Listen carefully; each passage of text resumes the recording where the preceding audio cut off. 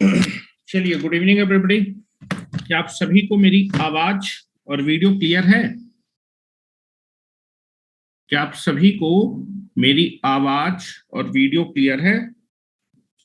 चलिए, तो मेरे ख्याल से सभी को मेरी आवाज और वीडियो क्लियर हो गई।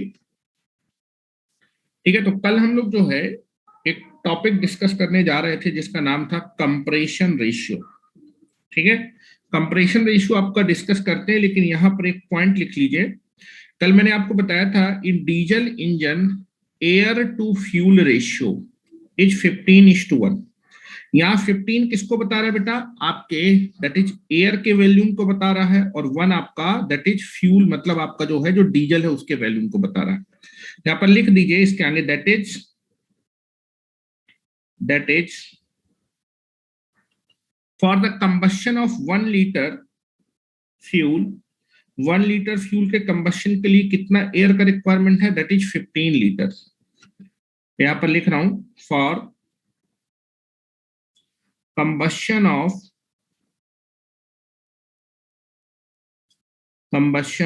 1 liter fuel, we will required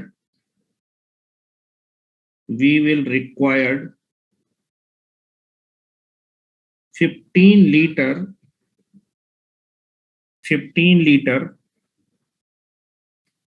of air। ठीक है, एयर टू फ्यूल रेशियो का मतलब यही होता है कि आपके फ्यूल के कंबशन के लिए कितना एयर का रिक्वायरमेंट है। ठीक है, अब हम बात करते हैं कंप्रेशन रेशियो के बारे में। ठीक है, कंप्रेशन रेशियो क्या होता है? आप मुझको ये बताएंगे कि जो कंप्रेशन स्ट्रोक है, जो कंप्रेशन रेशियो है वो आपका किस स्ट्रोक के लिए कैलकुलेट किया जाता है? कंप्रेशन स्ट्रोक के लिए कैलकुलेट किया जाता है। आप मुझे बता सकते हैं कि कंप्रेशन स्ट्रोक के दौरान, ध्यान से देखिए, मैं यहां पर आपको दिखा भी देता हूं, नाम है कंप्रेशन रेशियो। तो ये जो रेशियो होगा वो आपका कैलकुलेट किया जाएगा किस स्ट्रोक में? दैट इज कंप्रेशन रेशियो में। ठीक है, या फिर कंप्रेशन स्ट्रोक में। आप देखेंगे जब आपका कंप्रेशन स्ट्रोक स्टार्ट होगा तब आपका पिस्टन कहां पर होगा? तब आपका पिस्टन होगा बेटा बीडीसी पे। कहां पर? बीडीसी पे। तो जब आपका कंप्रेशन रेशियो स्टार्ट होगा उस समय पिस्टन आपका होगा बीडीसी पे, और जब आपका कंप्रेशन स्ट्रोक खत्म होगा तब पिस्टन आपका होगा टीडीसी पे। ठीक है, तो आपका जो है जो कंप्रेशन रेशियो होता है it is nothing but the ratio of maximum volume of the cylinder, maximum volume of the cylinder divided by minimum volume of the cylinder during the compression stroke. मैंने जो बोला है ध्यान से सुनिए, कंप्रेशन स्ट्रोक के दौरान आपके सिलेंडर का maximum volume divided by compression stroke के दौरान मिनिमम वॉल्यूम। तो आप ये बताइए कि आपका जो है कंप्रेशन स्ट्रोक के दौरान आपके सिलेंडर का मैक्सिमम वॉल्यूम कितना है? ये आपका मैक्सिमम वॉल्यूम है, क्योंकि उस समय जो है जो पिस्टन है वो आपका बीडीसी में है। इस समय सिलेंडर का जो वॉल्यूम है this is the maximum volume, this volume is nothing but the maximum volume. और जब आपका कंप्रेशन स्ट्रोक खत्म हो जाएगा उस समय आपके सिलेंडर का जो वॉल्यूम होगा वो कैसा होगा? मिनिमम वॉल्यूम होगा।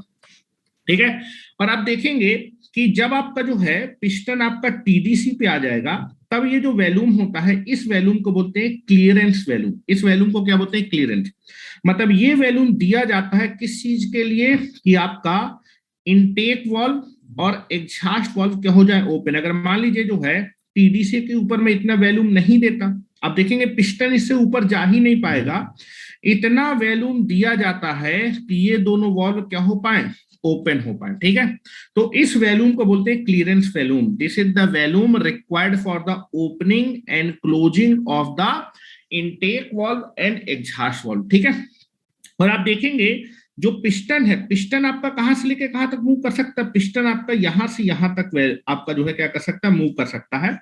इस वॉल्यूम को बोलते हैं स्ट्रोक वॉल्यूम। स्ट्रोक के दौरान जब कंप्रेशन स्ट्रोक होगा तब पिस्टन इतने वॉल्यूम को क्या कर सकता है? इस स्ट्रोक में पिस्टन इतने वॉल्यूम को क्या कर सकता है? स्वेप्ट कर सकता है, रिमूव कर सकता है। ठीक है, जब आपका जो पिस्टन है वो बीडीसी से टीडीसी आ जाएगा तो इतना वॉल्यूम आपका क्या हो जाएगा? कम हो जाएगा। इसको बोलते हैं स्ट्रोक के दौरान क्या वॉल्यूम? इसको हम स्ट्रोक वॉल्यूम भी बोलते हैं, या फिर उसको स्वेप्ट वैल्यूम भी बोलते हैं, ठीक है। तो आप देखेंगे जो टोटल वैल्यूम होगा या फिर मैक्सिमम वैल्यूम होगा पिस्टन का, मैक्सिमम वैल्यूम पिस्टन का ड्यूरिंग द कंप्रेशन स्ट्रोक, वो दो वैल्यूम से मिलकर बनेगा। एक होगा स्ट्रोक वैल्यू और एक होगा clearance value, this is the maximum value. और जब आपका ये स्ट्रोक कंप्लीट हो जाएगा तब केवल कौन सा वैल्यूम बन जाएगा, दैट इज बच जाएगा, that is the clearance volume. इन्हीं दोनों का जो रेशियो होता है वही आपका कंप्रेशन रेशियो कहलाता है। तो मैं यहां पर बना रहा हूं और इसको समझने की कोशिश करिएगा, ठीक है। चल चलो मैं बना रहा हूं, पहले मैं इसकी डेफिनेशन लिख देता हूं, ठीक है। कंप्रेशन रेशियो, फिर इसको हम लोग समझने की कोशिश करेंगे। Compression ratio is calculated during the is calculated during the compression stroke। पहला चीज ये क्लियर होना चाहिए, कंप्रेशन स्ट्रोक, कंप्रेशन स्ट्रोक के दौरान इसको कैलकुलेट किया जाता है और इसकी डिफिनीशन होती है कंप्रेशन रेशियो, जिसको हम सीआर रेशियो बोलेंगे। काफी इंपॉर्टेंट है, पूछा जाता है कंप्रेशन रेशियो या फिर आपका CR ratio. This is nothing but equal two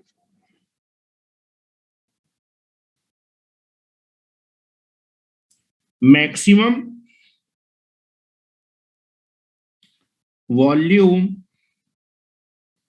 of the cylinder, maximum volume of the cylinder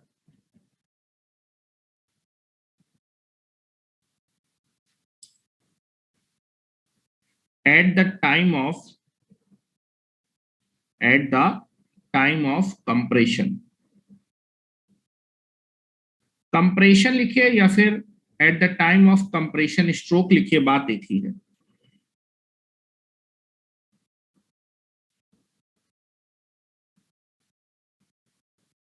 divided by minimum volume of the cylinder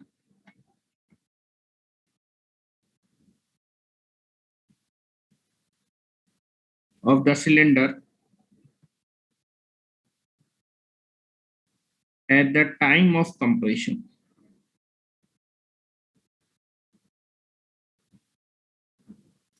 और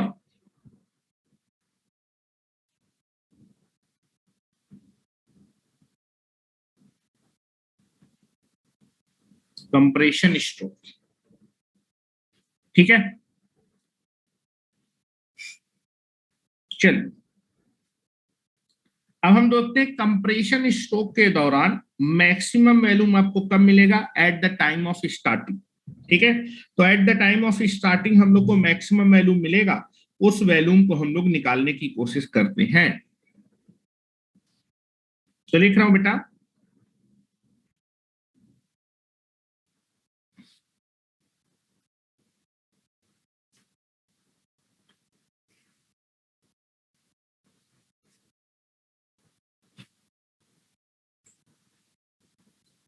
द मैक्सिमम वैल्यूम लिखिए,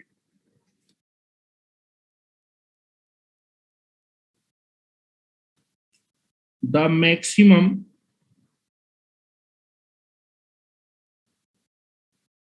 volume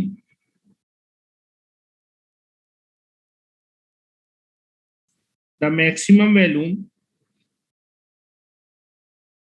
of the cylinder during the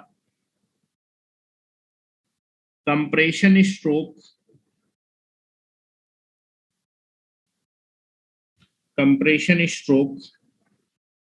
occurs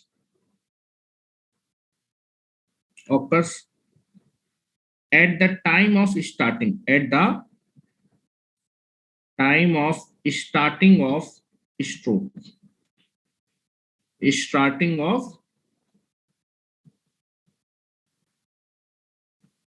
compression stroke. Compression stroke के दौरान आपको maximum value मिलने वाला है cylinder का।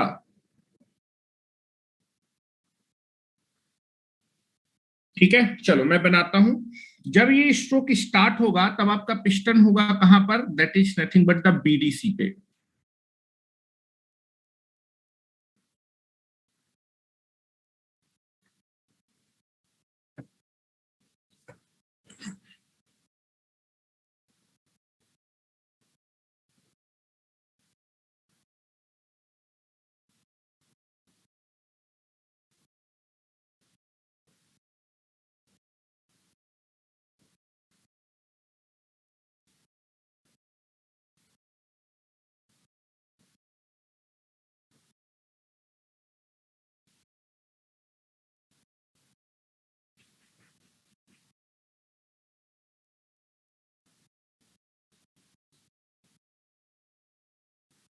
हो गया, चलिए अब बनाते हैं बेटा। At the time of starting this is your cylinder. जब ये स्ट्रोक स्टार्ट होगा तो मैं केवल सिलेंडर ही बना रहा हूं। इस स्ट्रोक के दौरान आपके दोनों वाल्व क्या होंगे, क्लोज पोजीशन पे होंगे।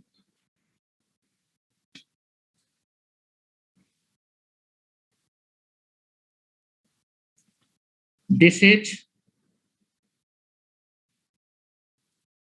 TDC top dead centre and this is BDC.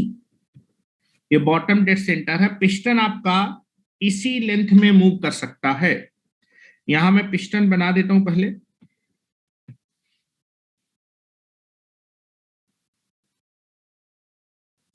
At the time of starting, piston is in this position.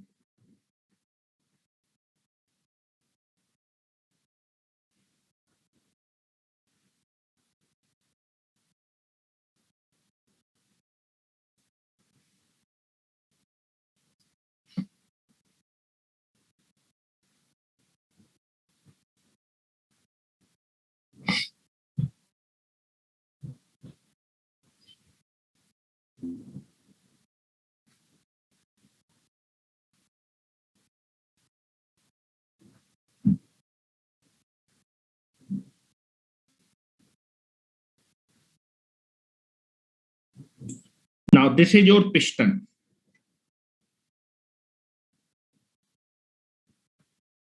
This is your piston. ठीक है, ये आपका पिस्टन है। Now this length is known as a piston length. या फिर आप देखेंगे आपका कंप्रेशन स्ट्रोक के दौरान जो पिस्टन है वो केवल इतनी ही लेंथ में क्या कर पाएगा, ट्रेवल कर पाएगा। This length is known as a stroke length. BDC से टीडीसी के बीच की जो लेंथ होती है इस लेंथ को बोलते हैं स्ट्रोक लेंथ। किसी भी स्ट्रोक के दौरान जो पिस्टन है वो इतनी लेंथ को ही क्या कर सकता है, कवर कर सकता है। और ये बताइए जो पिस्टन है जब बीडीसी से टीडीसी की तरफ जाएगा तो कितना वैल्यूम घेरेगा। हेलो, जब पिस्टन जो है बीडीसी से टीडीसी की तरफ जाएगा, ठीक है, तो आपका जो पिस्टन है वो इतने वैल्यूम को ही क्या करेगा, घेरेगा। तो एक स्ट्रोक के दौरान इतना ही वैल्यूम आपका क्या होने वाला है, आपका पिस्टन घेरने वाला है। ठीक है, तो इस वैल्यूम को बोलते हैं, इस वैल्यूम को बोलते हैं स्ट्रोक वैल्यूम, या फिर आपको इस वैल्यूम को बोलते हैं that is called swept volume. Swept means होता है हटा देना। पिस्टन जब बीडीसी से टीडीसी की तरफ जाएगा तो इस टोटल वैल्यूम में से इतना वैल्यूम हट जाएगा, केवल कितना बचेगा, इतना ही बचेगा। इस पिस्टन के अंदर इतना वैल्यूम बचेगा। समझ में आ रहा है ना? ठीक है, तो यहां मैं लिख रहा हूं दिस इज नथिंग बट, ये जो मैं वैल्यूम दिखा रहा हूं आपको, इस वैल्यूम को बोलते हैं स्ट्रोक वैल्यूम या फिर स्वेप्ट वैल्यूम। क्योंकि स्ट्रोक के दौरान इस सिलेंडर में से जब ये स्ट्रोक हो जाएगा कंप्लीट तो सिलेंडर में से इतना वैल्यूम आपका रिमूव हो जाएगा, हट जाएगा। हटाने को स्वेप बोलते हैं। जैसे कि तो बोलते हैं ना कि आपकी श्रीलंका में इंडिया गई थी तो श्रीलंका को 3-0 से स्वेप कर, क्लीन वॉश कर दिया, व्हाइट वॉश कर दिया।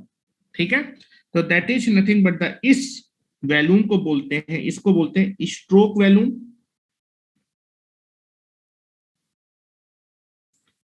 स्ट्रोक वैल्यूम, या फिर इसको बोलते हैं स्वेप्ट वैल्यूम, स्वेप्ट वैल्यूम। और उस वैल्यूम को हम रिप्रेजेंट करते हैं वीएस से, स्ट्रोक वैल्यूम या फिर आपका स्वेप्ट वैल्यूम। अच्छा ये बताओ, स्टार्टिंग में जो पिस्टन है वो कहाँ मूव कर रहा होगा? स्टार्टिंग के दौरान जब ये आपका स्ट्रोक स्टार्ट होगा तो piston is moving on the upward direction, this is the movement, movement of piston in the upward direction. ठीक है, चलो अब वॉल्व भी लगे होंगे,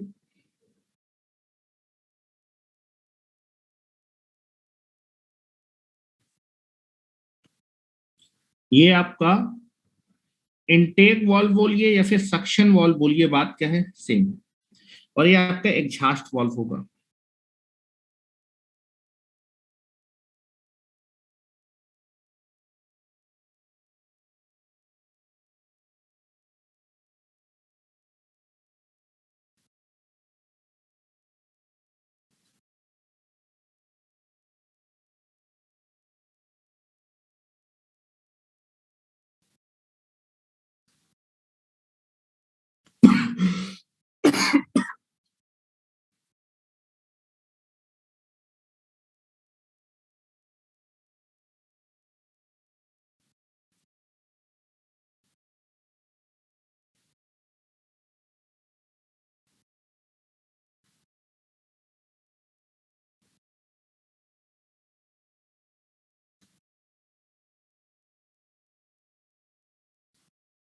now this is intake valve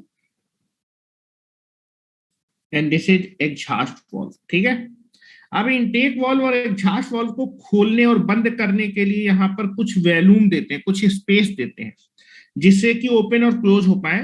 तो बेटा इंटेक वाल्व और एग्जॉस्ट वाल्व को क्लोज करने के लिए इतना वैल्यूम दिया जाता है, ये होता है क्लियरेंस वैल्यूम,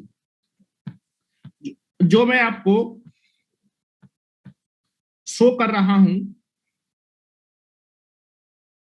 आपका ब्लू कलर से, ये वाला,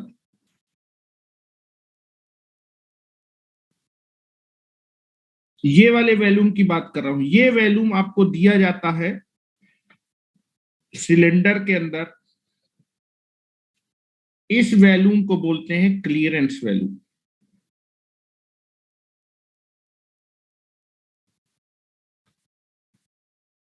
क्लियरेंस वॉल्यूम।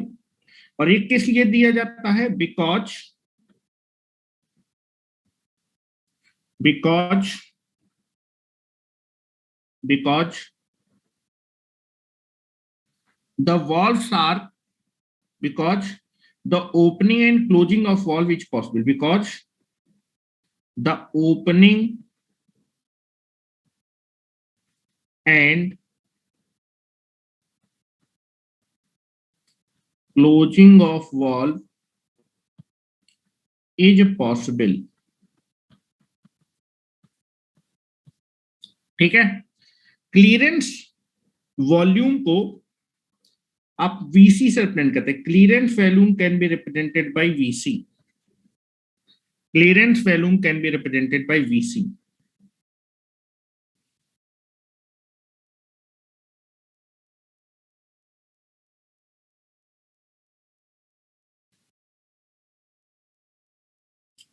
ठीक है, ये आपका स्टार्टिंग में पोजीशन है। इस समय अगर सिलेंडर का आपसे वैल्यूम पूछा, लो सिलेंडर का वैल्यूम कितना होगा, that is stroke volume plus clearance volume, this is nothing but the आपका, this is the maximum volume of the cylinder during the compression stroke. तो मैं लिख देता हूं इसके नीचे, इतना लिख लीजिए।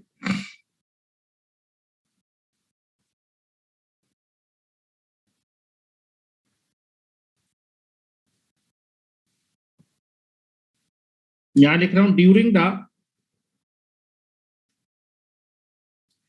during the starting of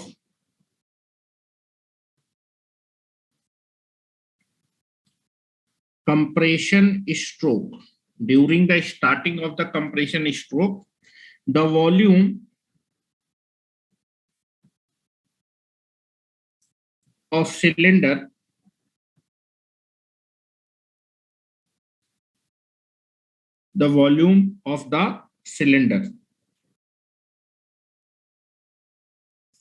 is maximum। और इसको हम लोग रिप्रेजेंट कर रहे हैं, इस मैक्सिमम वैल्यू को रिप्रेजेंट कर रहे हैं V1 से। किससे रिप्रेजेंट कर रहे हैं? V1 से। दैट इज लिख देता हूं, that is represented by maximum and that value, that maximum value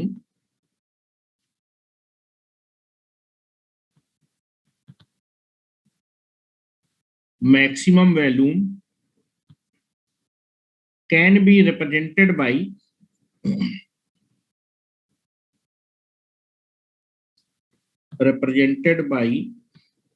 V1।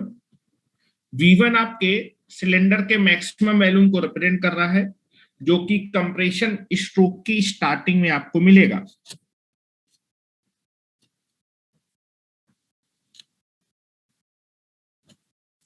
और बेटा स्टार्टिंग में अगर कोई पूछे कि आपका पिस्टन की लोकेशन कहां पर होगी, तो अगर आपसे कोई पूछे, यहां पर लिख देता हूं at the time of starting, यहां लिख देता हूं, यहां पर लिखना भूल गया,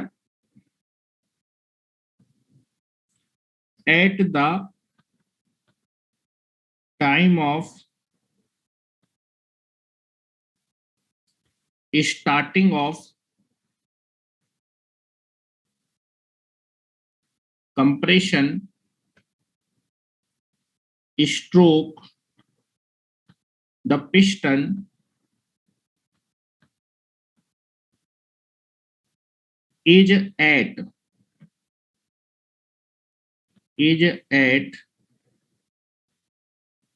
BDC पोजीशन। पिस्टन मेरा बॉटम डेड सेंटर पे होगा, पिस्टन की जो पोजीशन होगी वो बॉटम डेड सेंटर पे होने वाली है। तो कंप्रेशन स्ट्रोक के दौरान मैक्सिमम वैल्यू मिलेगा at the time of starting. Cylinder का वैल्यू मैक्सिमम होगा, जिसको हम V1 से रिप्रेजेंट कर, उसकी वैल्यू कितनी होगी ज्यादा बताओ? हेलो, V1 जो कि मेरा मैक्सिमम वैल्यू होगा, वैल्यू कितनी होगी बेटा? This is nothing but the stroke value plus clearance value. Maximum value कितना होगा सिलेंडर का? That is stroke value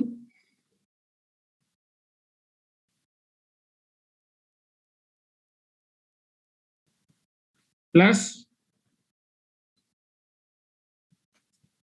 clearance volume, clearance volume.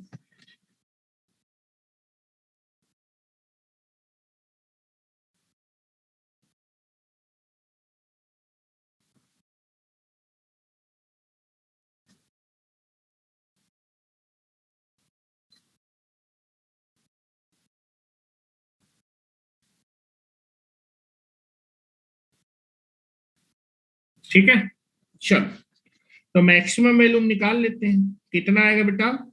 Stroke volume को हम VS से रिप्रेजेंट कर रहे हैं और क्लियरेंस वैल्यूम को VS से रिप्रेजेंट कर रहे हैं।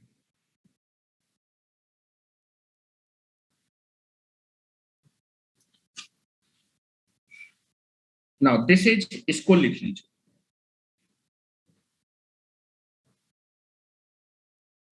अब हम लोग मिनिमम वैल्यूम निकाल रहे हैं कंप्रेशन स्ट्रोक के दौरान। कंप्रेशन स्ट्रोक के दौरान सिलेंडर का मिनिमम वैल्यूम कब मिलेगा? जब आपका जो है पिस्टन मूव करते करते कहां पर आ जाएगा?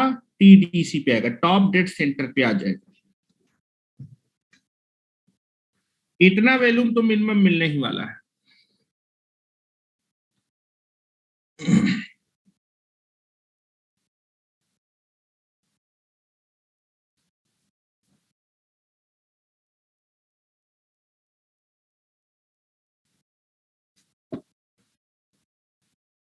चलो चले,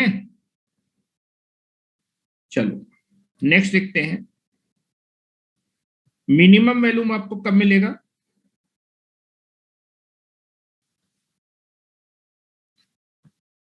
लिखें,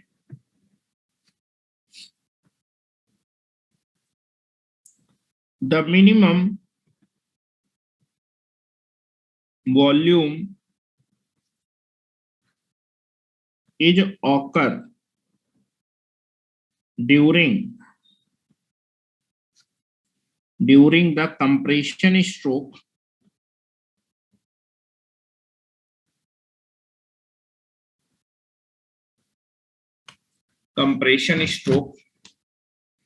at the time of end, at the time of ending,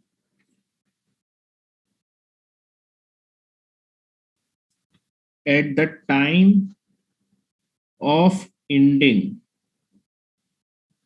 of compression stroke. Compression stroke की खत्म होने पे आपको मिनिमम वैल्यू मिलेगा कंप्रेशन स्ट्रोक के दौरान। यहां लिख देता हूं, at the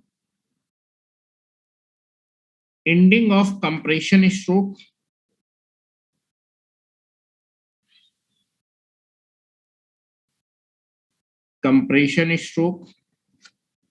the piston location is at the piston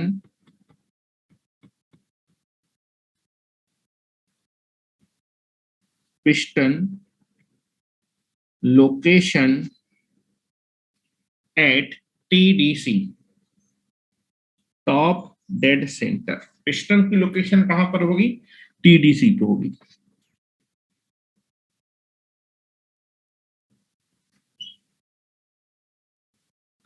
Now this is your cylinder.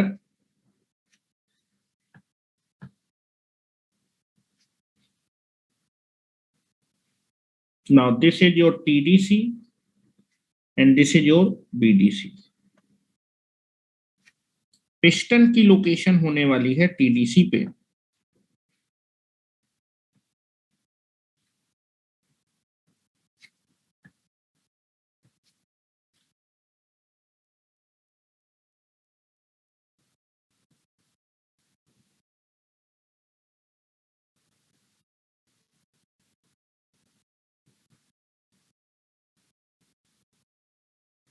Now this is the piston. Piston move करता करता यहां आ जाए और आने के बाद आपको सिलेंडर का वॉल्यूम देखना है। दिस इज योर सिलेंडर,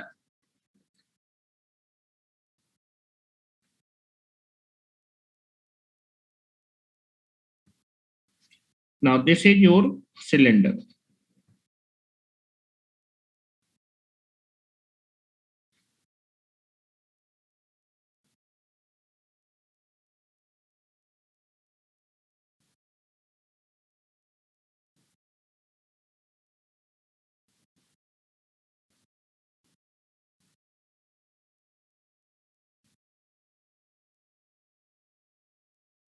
ठीक है, this is your piston,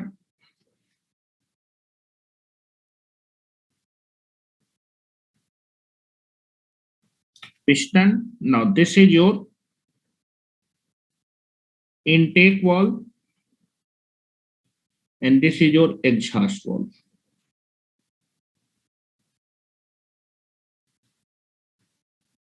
Intake valve, this is exhaust valve.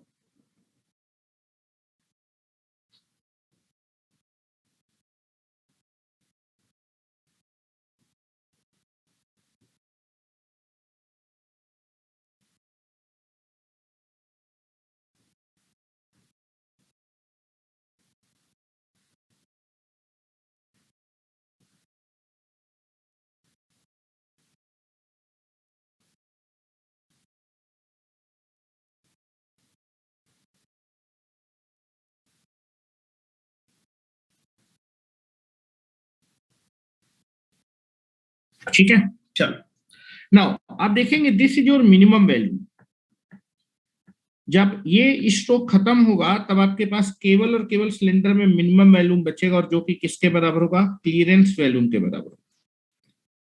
This is your, इतना ही वैल्यूम सिलेंडर के अंदर बचेगा अब इससे कम वॉल्यूम तो हो ही नहीं सकता, कंप्रेशन स्ट्रोक के दौरान पिस्टन को किससे ऊपर आ ही नहीं सकता, तो this is nothing but your clearance value. इससे कम वॉल्यूम स्ट्रोक के अंदर हो ही नहीं सकता।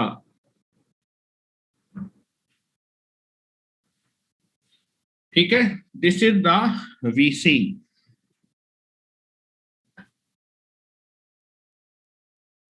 लिखें, फिगर बनाए। आपको कंफ्यूजन ना हो तो मैं इसको मिटा दूं क्या? नहीं तो कुछ लोग सोचेंगे सर नीचे वाला वैल्यूम क्यों नहीं लिया। ठीक है, this is the minimum volume of the cylinder. ठीक है, आपको बताने के लिए मैंने पूरा बनाया था, अब मैंने इसको मिटा दिया।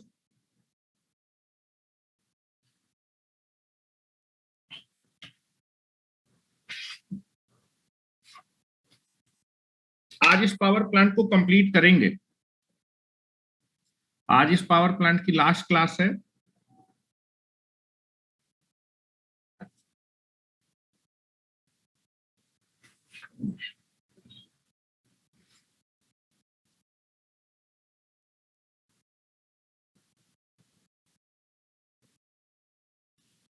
तो लिखें बेटा, during the ending of the compression stroke the volume of the cylinder is minimum and it can be represented by V2, और उसकी वैल्यू केवल और केवल किसके बराबर आएगी? क्लियरेंस वैल्यूम के बराबर आएगी।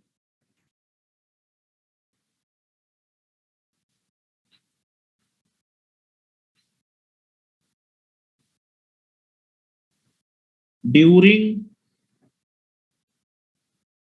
The ending of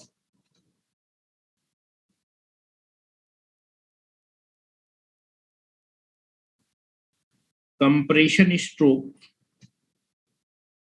during the ending of compression stroke, the volume of the cylinder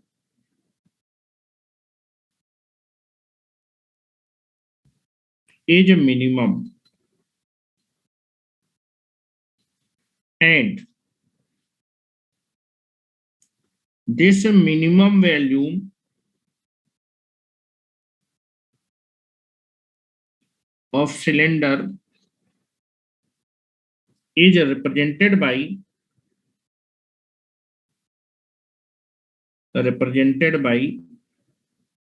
V2। V2 से मैं उसको क्या कर रहा हूं? रिप्रेजेंट कर रहा हूं।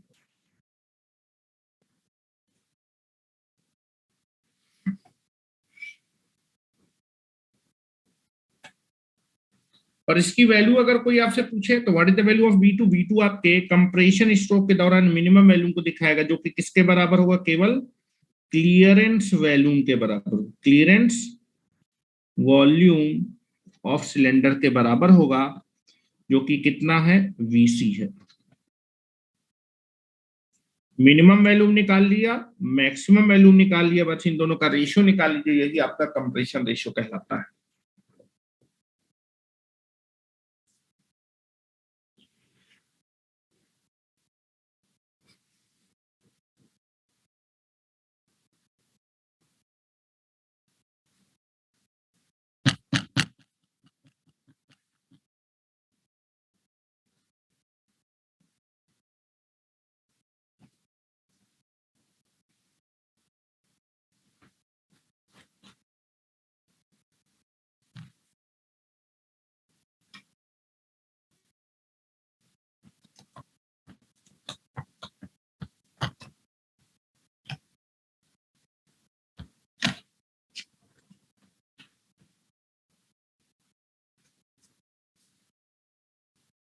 चलो, लिख लिया?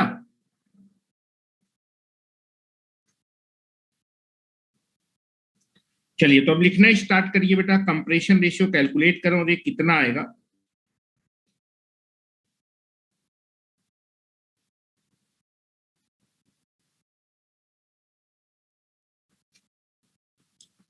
कंप्रेशन रेशियो, जिसको हम CR भी बोलते हैं, this is nothing but the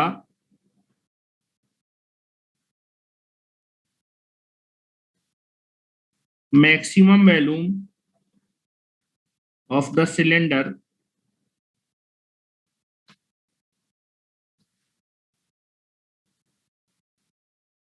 during the compression stroke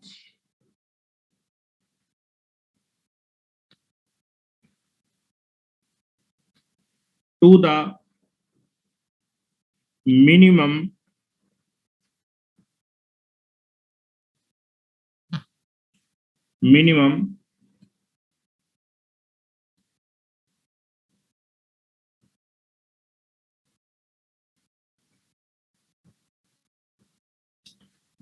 volume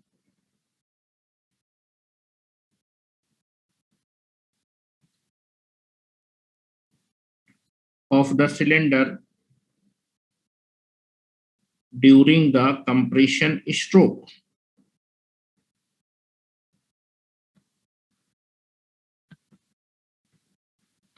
ठीक है, चलो कंप्रेशन रेशियो जिसको हम सीआर बोलते हैं, मैक्सिमम वैल्यूम कंप्रेशन स्ट्रोक के दौरान को हम रिप्रेजेंट करें V1 से, और बेटा minimum volume during the compression stroke can be represented by V2. Now this is CR. अच्छे बताओ, क्या V1 की वैल्यू V2 से ज्यादा होगी क्या? V1 की वैल्यू V2 से ज्यादा होगी? बिल्कुल. तो आप लिखेंगे चूंकि, यहां पर देखें मैं लिख रहा हूं, चूंकि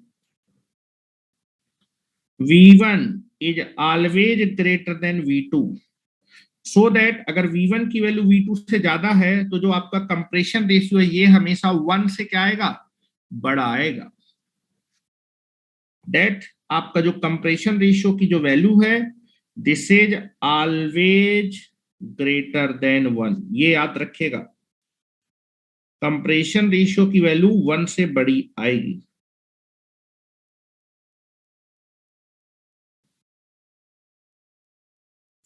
ठीक है, चलिए निकालते हैं.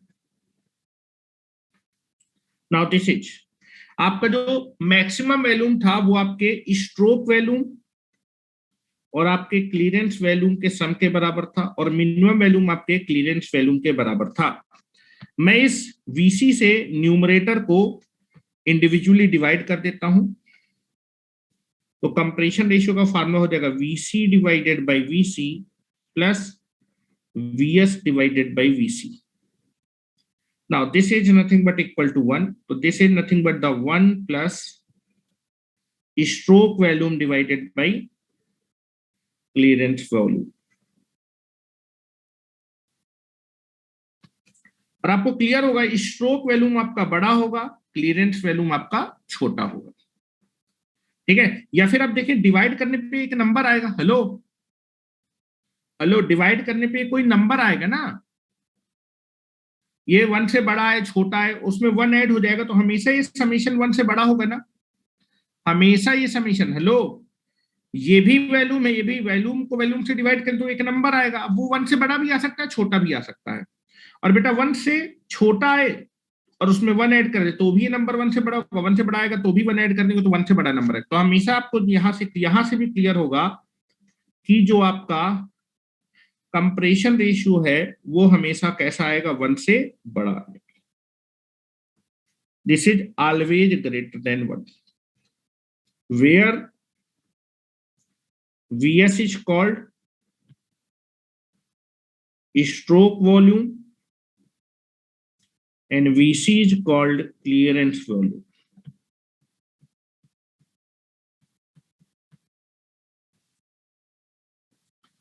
अब इसके बारे में कुछ पॉइंट लिख लीजिए कि जो है पहली चीज है जो कंप्रेशन रेशियो, जिसको मैं CR बोलूं, कंप्रेशन रेशियो हमेशा इसकी वैल्यू 1 से बड़ी आने वाली है. डीजल इंजन के लिए, हेलो, डीजल इंजन के लिए रेशियो आपका जो होता है वो 14:1 से लेके 22:1 होता है. मतलब क्या हुआ?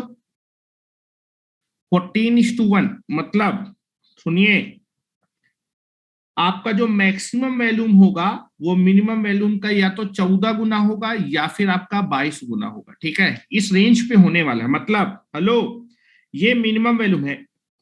ठीक है, अगर मैंने बोला कि आपका जो CR है कंप्रेशन रेशियो 14:1 है, 14:1 का मतलब कि 14:1 में ये मिनिमम वैल्यूम है और ये मैक्सिमम वैल्यूम। आपका जो मैक्सिमम वैल्यूम है वो मिनिमम वैल्यूम का कितने गुना है? 14। ये मिनिमम वैल्यूम, इसका 14 गुना बड़ा कौन सा वैल्यूम होगा? ये पूरा, ये पूरा वैल्यूम आपके मिनिमम वैल्यूम का 14 गुना बड़ा होगा। समझे? ये मतलब हुआ इसका। अगर मैं लिखूं 22:1, 22:1 मतलब आपका जो मैक्सिमम वैल्यूम होगा, मतलब क्लीयरेंस प्लस स्ट्रोक मिला के, ये वैल्यूम क्लीयरेंस वैल्यूम का कितने गुना होगा? 22 गुना होगा। मतलब ये पूरा वैल्यूम 22 गुना होगा किसका? इसका। ठीक है, समझ रहे हो ना? चलो, यहां पर आप लिखते हैं, कुछ पॉइंट लिखना स्टार्ट करें। सीआर रेशियो में जो पॉइंट आपको याद रखने हैं, हो गया ना? आगे चलें? चलिए, तो पहला पॉइंट लिखें, कंप्रेशन रेशियो। थोड़ा नीचे कर दीजिए। रजनी, कितना धीमे लिखती हो तुम?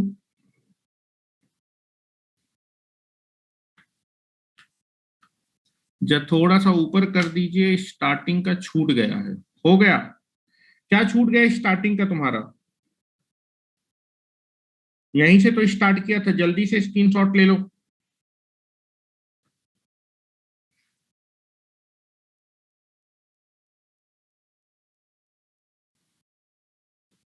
इसका भी स्क्रीनशॉट ले लो जल्दी से।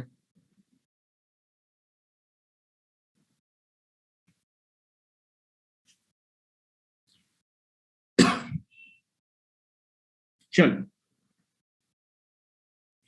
यहां पर लिखें compression ratio.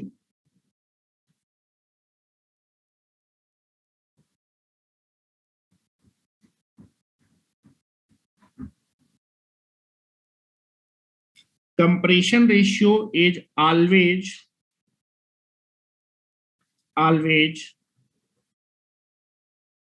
Greater than 1। Compression ratio हमेशा 1 से बड़ा होता है इन diesel engine, in the diesel engine,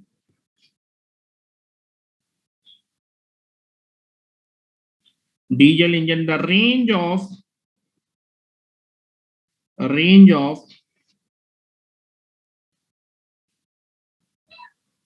compression ratio,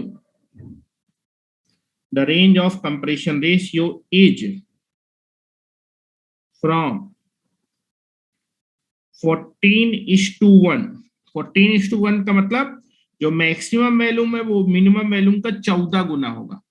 मतलब आपका जो है stroke volume plus clearance volume का जो सम है वो क्लीयरेंस वैल्यूम से 14 गुना बड़ा है।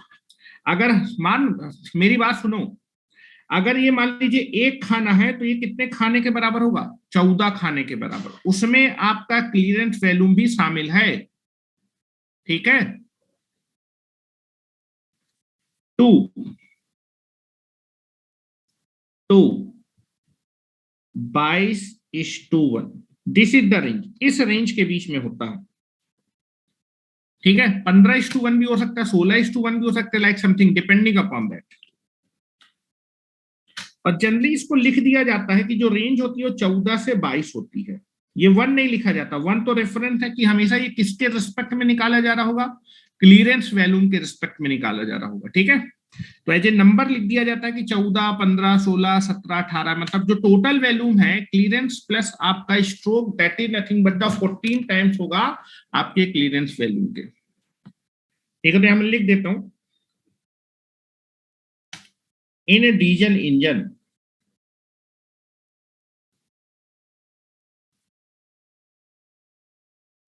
in diesel engine, the compression ratio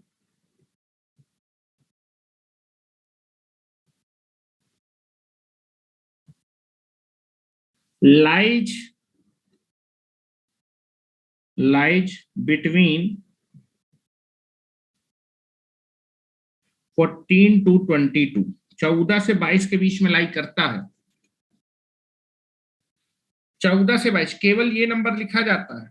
maximum volume minimum volume का या तो 14 गुना होगा या तो 22 गुना होगा, इसके रेंज पे होगा। और पेट्रोल इंजन के लिए लिख लीजिए, पेट्रोल के लिए कंप्रेशन क्या होता था, कम होता था। In petrol engine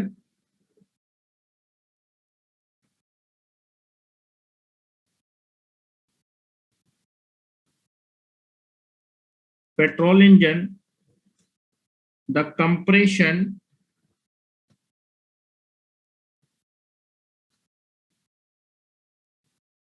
ratio lies between 6:10, 6 से 10 के बीच में, 6:1 से लेकर 10:1 के बीच में होता है। मतलब वहां पर जो मैक्सिमम वैल्यूम होगा वो मिनिमम वैल्यूम का या तो 6 गुना होगा, 6 गुने से लेके 10 गुने के बीच में हो सकता है।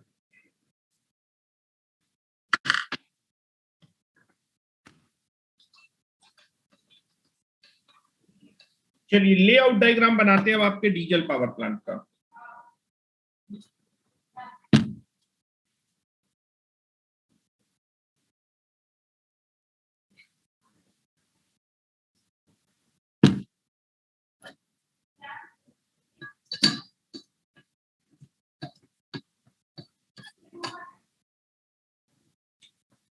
अब जो डीजल पावर प्लांट होता है, मेरी बात सुनिए, लेआउट डायग्राम में बना रहा हूं डीजल पावर प्लांट का, मेरी बात सुनिए पहले। डीजल पावर प्लांट आपका जो है पीक लोड प्लांट होता है, सारा दिन तो चलता नहीं है, जब जरूरत होगी तब चलेगा। इसलिए जो इसका फ्यूल टैंक होता है उसमें एक एक दिन का हम क्या करते हैं, फ्यूल भरते हैं। एक मेन टैंक, अब रोज फ्यूल मंगाते थोड़ा रहेंगे, तो जहां भी हम डीजल पावर प्लांट स्टैब्लिश करते हैं वहां पर एक मेन टैंक बनाते हैं। जैसे पेट्रोल पंप में देखा होगा एक मेन टैंक होता है जहां पर सारा डीजल और पेट्रोल स्टोर करके रखते हैं, और वहीं से जितना जरूरत होती है उतना लेते रहते हैं। तो same thing will be there कि डीजल पावर प्लांट में क्या होगा, एक मेन टैंक होगा, उस मेन टैंक से हम लोग क्या करेंगे, एक दिन का जितना डीजल की जरूरत होगी उतना हम उसके फ्यूल में, उसके टैंक में क्या कर देंगे, रोज का रोज भर दिया करेंगे। ठीक है, पंप लगा देंगे, पंप से आपका चला जाएगा। जब जरूरत होगी तो हम उस टैंक से, 1 डे के टैंक से आपका जो है सप्लाई दे देंगे, तो आपका जो है डीजल इंजन क्या हो जाएगा, स्टार्ट हो जाएगा। अब जो डीजल इंजन होता है, पहली चीज क्लियर होनी चाहिए, डीजल इंजन में आप देखेंगे कि सबसे पहले आपका कौन सा स्ट्रोक होता है, सक्शन स्ट्रोक होता है। कौन सा स्ट्रोक होता है, सक्शन स्ट्रोक। सक्शन स्ट्रोक के लिए आपको एयर का रिक्वायरमेंट होता है, ठीक है। और एयर आप देखेंगे डीजल इंजन के अंदर जब एयर जाएगी तो एयर के साथ काफी अनवांटेड मटेरियल भी जा सकते हो, तो उन सबको रोकने के लिए जनरली हम क्या करते हैं, एयर फिल्टर के थ्रू आपकी एयर को सक करते हैं। तो डीजल इंजन में एयर फिल्टर होगा जो कि आपके जो है क्या करने वाला है, केवल और केवल फ्रेश एयर को ही इंजन के अंदर जाने देगा सक्शन स्ट्रोक के दौरान, ठीक है। अब उसके बाद आप देखेंगे डीजल इंजन में कई सारे मूविंग पार्ट होते हैं। मूविंग पार्ट होते हैं तो उनमें फ्रिक्शन की वजह से वो आपके क्या ना हो जाए, घिस ना जाए, इसलिए लुब्रिकेंट डालते हैं। आप देखेंगे आपकी जो गाड़ी होती है, गाड़ी में आप मोबियाइल डालते हैं, डालते हैं ना मोबियाइल, किस लिए डालते हैं, क्योंकि फ्रिक्शन की वजह से जो हीट जनरेट होती है उसकी वजह से या तो आप जो आपके जो है मूविंग पार्ट है वो तो घिसे नहीं, दूसरा आपका जो फ्रिक्शन होता है, फ्रिक्शन की वजह से उनके अंदर हीट जनरेट ना हो, मतलब वो कूलिंग पर्पज। जब आपके जो है आपके पिस्टन क्या करेगा, मूव करेगा, आपका क्रैंक के अंदर डेड वेट होगा, मूव करेगा, तो उनमें फ्रिक्शन क्रिएट होगा, फ्रिक्शन की वजह से हीट एनर्जी आपकी प्रोड्यूस होती है। तो जो लुब्रिकेंट होता है उस फ्रिक्शन की वजह से जो हीट एनर्जी होती है उसको एब्जॉर्ब करता है और आपके इंजन को कूल डाउन करता है, साथ ही साथ आपका जो है लुब्रिकेशन का प्रोसेस करता है, ठीक है, कि आपके जो मूविंग पार्ट है वो घिसे नहीं, ठीक है। उसके बाद आप देखेंगे कि आपके जो है डीजल इंजन के अंदर क्या होता है, फ्यूल जब आपका जो है जाता है, कंबशन होता है, कंबशन होता है तो हीट एनर्जी प्रोड्यूस होती है। हीट एनर्जी जब प्रोड्यूस होगी तो आपका जो इंजन है वो गर्म हो जाएगा, इंजन गर्म हो जाएगा तो इफिशिएंट तरीके से काम नहीं करेगा। तो इस इंजन को ठंडा करने के लिए आप क्या करते हैं, कूलिंग सिस्टम अप्लाई करते हैं। और कूलिंग सिस्टम के लिए आपने देखा होगा जैसे डीजल इंजन कहाँ लगा होता है, ट्रैक्टर में लगा होता है, ठीक है। आपके जो है दो और क्या चलता है, आपका ट्रक चलता है, उसमें आप देखेंगे रेडिएटर लगा होता है, रेडिएटर के अंदर पानी, आप लोगों ने ट्रैक्टर देखा है ना, नहीं देखा है, ट्रैक्टर में आप देखेंगे कि रेडिएटर में पानी भरा जाता है, और वो पानी आपके जो है इंजन के आसपास क्या करता है, सर्कुलेट करता है, और वो सर्कुलेशन की वजह से जो भी हीट एनर्जी आपकी होती है उसको क्या कर लेता है, आपके इंजन से निकाल लेता है, जिससे कि आपका इंजन क्या रहे, कूल डाउन रहे। तो ठीक है, तो जो भी हीट एनर्जी प्रोड्यूस होती है उस हीट एनर्जी से हो सकता है जब आपका कंबस्शन होगा आपका इंजन गर्म हो जाए। गर्म अगर हो जाएगा तो इफिशियंट तरीके से वर्क नहीं कर पाएगा। तो हम क्या करते हैं, इंजन के अंदर हम वाटर को सर्कुलेट कराते हैं जिससे कि मेरा इंजन गर्म ना हो, जिसके लिए हम लोग क्या करते हैं, रेडिएटर का यूज करते हैं। रेडिएटर के अंदर पानी डालते हैं, पानी आपका जो है ट्यूब के थ्रू आपका क्या होता है, सिलेंडर के आपके जो है इंजन के अंदर सर्कुलेट होता रहता है, जिसकी वजह से आपका इंजन क्या नहीं हो पाता, गर्म नहीं हो पाता। अब जो है आप देखेंगे कि आपका जो है जो एग्जॉस्ट गैस होती है उनको हम क्या करते हैं, एटमॉस्फेयर में डिस्पोज करते हैं, लेकिन डिस्पोज अगर जो है साइलेंसर के थ्रू करेंगे तो नॉइस कम होगा। आप देखिए कई बार गाड़ियों का साइलेंसर फट जाता है, साइलेंसर फट जाता है तो बहुत तेज आवाज आती है, ठीक है, तो साइलेंसर अगर नहीं होगा तो आपका जो है एग्जॉस्ट गैस जब निकलेगी बहुत तेज आवाज होगी, तो उस नॉइस को कम करने के हम साइलेंसर के थ्रू क्या करते हैं, फ्लू गैस को बाहर निकालते हैं आपके डीजल इंजन से। अब डीजल इंजन क्या करेगा, आपकी जो है जो डीजल होगा उसकी केमिकल एनर्जी को मैकेनिकल एनर्जी में कन्वर्ट कर देगा, और आगे हम जनरेटर कनेक्ट कर देंगे, जनरेटर आपकी इस मैकेनिकल एनर्जी को इलेक्ट्रिकल एनर्जी में क्या कर देगा, कन्वर्ट कर देगा। अब जो है जो डीजल इंजन होता है वो सेल्फ स्टार्ट तो होता नहीं, तो पहले उसको रोटेट कराना पड़ेगा। रोटेट कराने के हम लोग क्या करते हैं, आपका बैटरी लगा देते हैं, मोटर कपल्ड कर देते हैं, ठीक है, बैटरी और मोटर कपल्ड कर देते हैं। शुरुआत में क्या करते हैं, बैटरी को ऑन करते हैं तो आपका मोटर मूव करती है, मोटर आपके जो है क्या करती है, डीजल इंजन को रोटेट कराती है, और एक दो बार रोटेट कराने के बाद आपका जो है जैसे ही पावर स्ट्रोक आता है उसके बाद डीजल इंजन क्या हो जाता है, स्टार्ट हो जाता है, और आपकी जो है जो मोटर होती है या फिर जो बैटरी होती है वो आपका क्या हो जाती है, आपकी कपलिंग से बाहर हो जाती है, ठीक है, कपलिंग से बाहर हो जाती है। फिर से हम क्या करते हैं, सेल्फ स्टार्ट करते हैं, फिर से आपका जो है मोटर ऑन हो जाती है, और फिर उसके बाद क्या होती है, फिर से स्टार्ट करती है। तो मैं आपका पावर प्लांट का लेआउट डायग्राम बना रहा हूँ, इस लेआउट डायग्राम को देखिएगा, ठीक है, बस छोटा सा डायग्राम है और कुछ नहीं है उसमें। नेक्स्ट हेडिंग डालिए, layout diagram.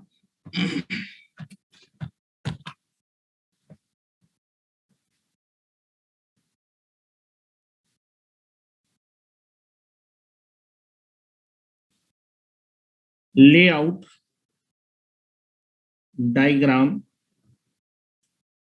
of the diesel power plant. Diesel power plant.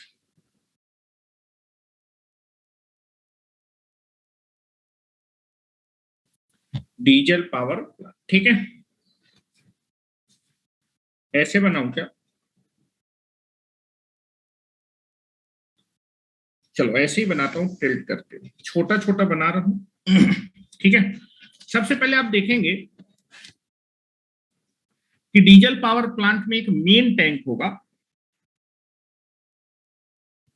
एक मेन टैंक होगा, और इस मेन टैंक से हम लोग जो अपना फ्यूल होगा 1 डे के फ्यूल टैंक में क्या करने वाले हैं, दैट इज भेजने वाले हैं, ठीक है। यहां पर मैं लिख रहा हूं this is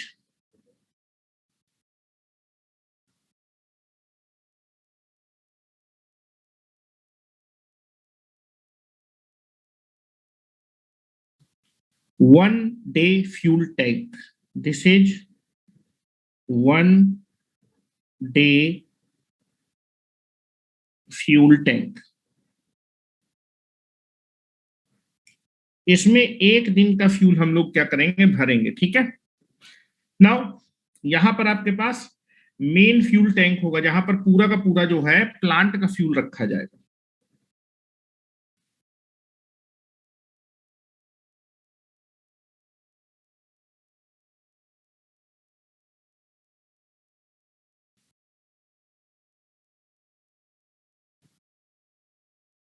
main fuel tank, main fuel tank से हम पंप की सहायता से, अच्छे बताओ, जो मेन फ्यूल टैंक होगा जब उसमें हम लोग जो है पूरा फ्यूल भर देंगे तो हो सकता है इस टैंक के अंदर कुछ अनवांटेड मटेरियल हो, ठीक है, वो अनवांटेड मटेरियल आपके जो है मेन फ्यूल टैंक या फिर 1 डे फ्यूल टैंक में चले गए, और उसके बाद वो इंजन के अंदर चले जाएंगे तो इंजन क्या हो जाएगा, डैमेज हो जाएगा। अनवांटेड मटेरियल का मतलब है कि जैसे मान लीजिए पन्नी हो गई या फिर कोई भी अनवांटेड मटेरियल है, ठीक है, फ्यूल भरते समय धूल धक्कड़ कड़वड़ चले जाते हैं, like something will be there, ठीक है। तो जनरली हमें क्या करना होता है कि मेन टैंक से जब हम पंप की सहायता से वनडे फ्यूल टैंक में आपका फ्यूल को सप्लाई करते हैं, तो आगे एक फिल्टर लगा देते हैं। ये फिल्टर मेन फ्यूल टैंक से जो फ्यूल आता है उसमें अगर कोई भी अनवांटेड मटेरियल होता है उसको आपके वनडे फ्यूल टैंक या फिर आपके डीजल इंजन में जाने से रोकता है, ठीक है।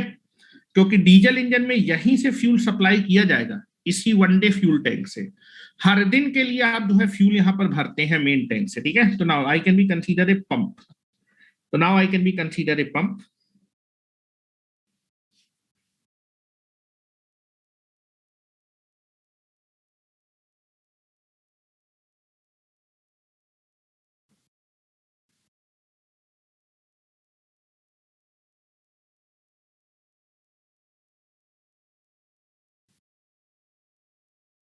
ये आपका पंप है,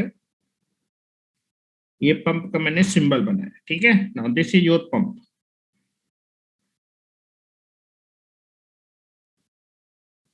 ठीक है, ये पंप क्या करेगा, मेन फ्यूल टैंक से आपका फ्यूल को क्या करेगा, लेगा और इसको कहां पर भेजेगा बेटा, कहां पर भेजेगा, वनडे फ्यूल टैंक में। लेकिन इसमें अगर कोई अनवांटेड मटेरियल है जो इस पंप के साथ जो है सक करके आ रहे होंगे फ्यूल के साथ मिक्स होके, उनको बीच में रोकना पड़ेगा। तो बीच में हम फिल्टर लगाते हैं, क्या लगाते हैं, फिल्टर।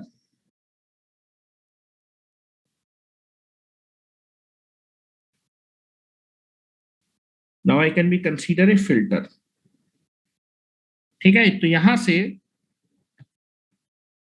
पंप क्या करेगा, मेन फ्यूल टैंक से आपके फ्यूल को लेगा और फिल्टर के थ्रू आपके वनडे फ्यूल टैंक में उसको क्या कर देगा, सप्लाई कर देगा। अब यहां से वनडे फ्यूल टैंक से आपका फ्यूल आपके किस में जाएगा, डीजल इंजन में जाएगा। लेकिन आप देखिए कई बार आपको क्या करना होता है, मेंटेनेंस के लिए आपको इस फ्यूल टैंक को साफ भी करना होता है, साफ भी करना होगा ना। और मान लीजिए इसमें कोई फ्यूल यूल होगा तो इस फ्यूल को हमें फिर से कहां भेजना पड़ेगा, मेन टैंक में भेजना पड़ेगा। अब ये बताओ, मेन टैंक में वनडे टैंक से मेन टैंक में भेजेंगे तो क्या फिल्टर लगाना पड़ेगा, भैया इसमें कूड़ा कचरा चला जाए जब, लेकिन यहां से आ जाएगा तो फिल्टर यहां रोक देगा ना। तो हम क्या करते हैं, कई बार मेंटेनेंस के लिए, मेंटेनेंस पर्पज के लिए हमें इस वनडे फ्यूल टैंक को साफ करना होता है। मान लो यहाँ पर कोई आपका दिक्कत आ गई, कूड़ा कचरा आज जमा हो गया, कुछ सालों के बाद इसको धोएंगे वोएंगे, like something will be there, तो अगर इसमें कोई फ्यूल बचेगा, या फिर आप देखेंगे एक दिन के लिए फ्यूल हमने दिया, मान लीजिए उस दिन हमारे पास कोई सडन डिमांड ही नहीं आई, तो इसमें फ्यूल भरा रह गया और इसको हम मेंटेनेंस करना चाहते हैं, तो वनडे फ्यूल टैंक से हमको मेन टैंक में फ्यूल को भेजना भी पड़ेगा। तो उसके लिए हम क्या करते हैं, एक स्टॉप वाल्व लगा के रखते हैं, एक टोटी समझ लीजिए, एक स्टॉप वाल्व लगाएंगे, this is the stop valve. इस स्टॉप वाल्व को आप ओपन कर देंगे तो जो फ्यूल होगा वनडे फ्यूल टैंक से आपके मेन फ्यूल टैंक में चला जाएगा, this is the stop valve. और स्टॉप वाल्व को अगर आप ओपन कर देंगे तो जो आपका फ्यूल है वो वनडे फ्यूल टैंक से होता हुआ मेन फ्यूल टैंक में चला जाएगा, दिस इज द प्रोसीजर। यहां तक किसी को कोई दिक्कत हो तो बताओ।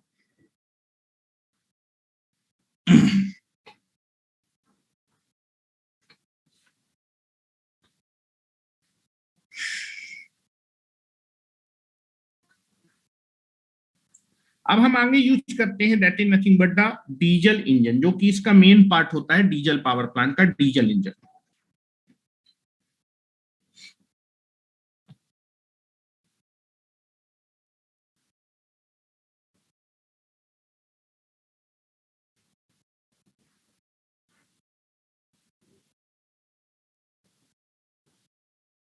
Now this is the diesel engine.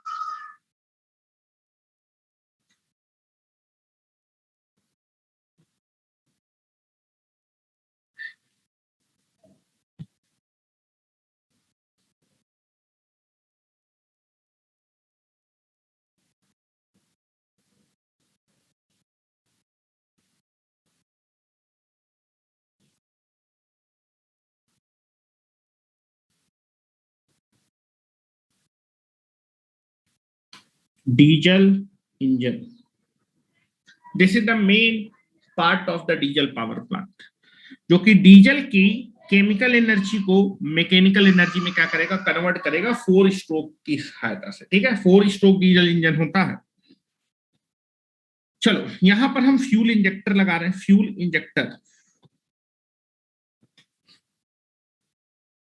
Diesel engine में फ्यूल को भेजने के लिए हम लोग फ्यूल इंजेक्टर लगाते हैं।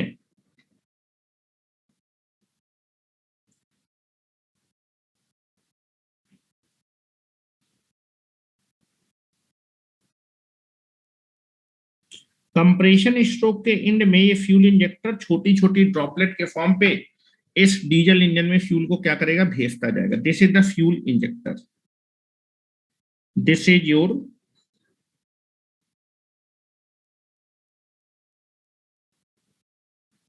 इंजेक्टर। अब फ्यूल इंजेक्टर में फ्यूल कहां से आएगा, वन डे फ्यूल टैंक से आएगा। One day fuel tank is connected to the injector, और बीच में स्टॉप वाल्व लगाते हैं। जैसे कभी प्लांट को बंद करना है या फिर चालू करना है, तो इस स्टॉप वाल्व की हेल्प से हम इसको क्लोज कर देंगे तो फ्यूल आगे जाना बंद होगा। ओपन कर देंगे तो फ्यूल आपका फ्यूल इंजेक्टर में जाना चालू होगा। जैसे आपके मोटरसाइकिल के नीचे क्या लगा होता है, एक छोटा सा नॉब लगा होता है, रिजर्व में आता है, ऑन कर देते हैं, ऑफ कर देते हैं, like something will be there, that is the stop valve. क्या बोलते हैं उसको, नहीं याद, मुझे भी उसका नाम नहीं याद आ रहा है। चल यहां पर आते हैं, वनडे फ्यूल टैंक से हम कनेक्ट करते हैं फ्यूल इंजेक्टर को, लेकिन बीच में क्या लगा देते हैं, स्टॉप वाल्व लगा देते हैं। अगर प्लांट में या फिर डीजल इंजन में आपको फ्यूल की सप्लाई देनी है तो इस स्टॉप वाल्व को ओपन कर देंगे, और रोकनी है कार्बोरेटर। ठीक है, स्टॉप वाल्व। लेकिन पेट्रोल इंजन में कार्बोरेटर होता है, डीजल इंजन में कार्बोरेटर नहीं होता है।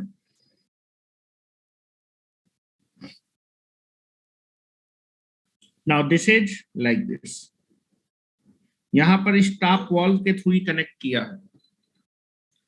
ठीक है, चल अब हम यहां पर बात करते हैं, एक चीज पूछा जाता है कि ये जो इंजेक्टर होता है, ये जो इंजेक्टर होता है, इस फ्यूल को आपके डीजल इंजन के अंदर इंजेक्ट करता है, लेकिन कितने प्रेशर पे इंजेक्ट करता है, that pressure is nothing but the 125 KG पर सेंटीमीटर पर। ये मैं लिख देता हूं, फ्यूल इंजेक्टर जो होगा, इस फ्यूल को हाई प्रेशर में डीजल इंजन के अंदर भेजता है, और वो प्रेशर होता है 125 केजी पर सेंटीमीटर स्क्वायर। लिख दे रहा हूं,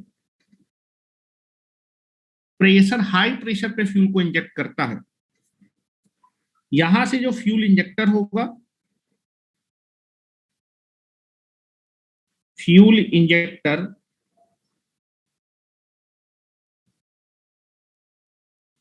inject inject the fuel, inject the fuel in the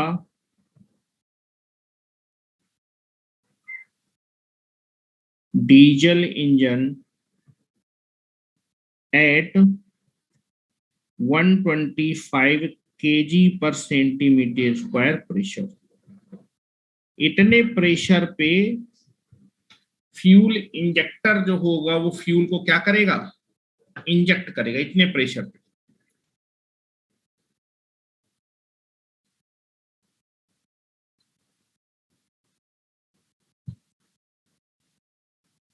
अब देखो, अब डीजल इंजन क्या करेगा, पहला स्ट्रोक करेगा, इसको एयर का रिक्वायरमेंट होगा। एयर कहां से मिलेगी, एटमॉस्फेयर से इसको सक करेगा।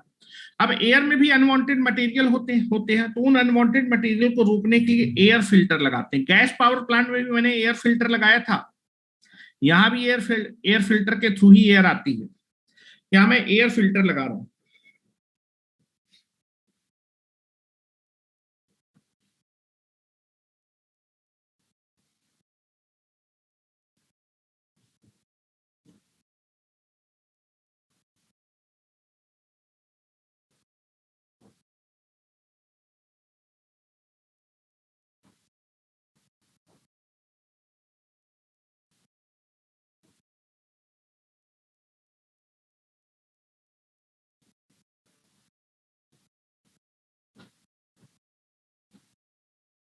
ठीक है। नाउ दिस इज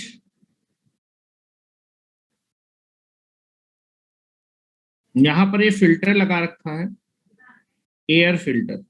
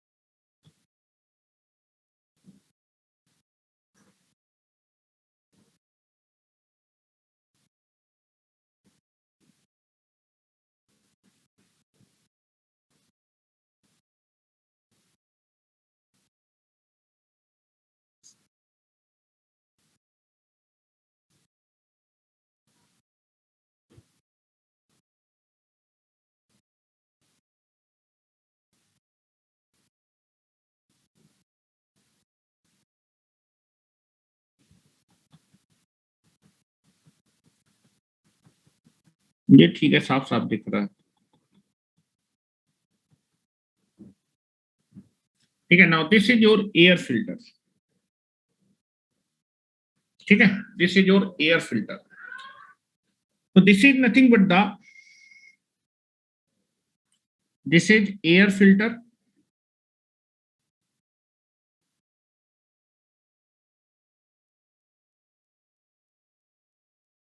और यहां से फ्रेश एयर आएगी,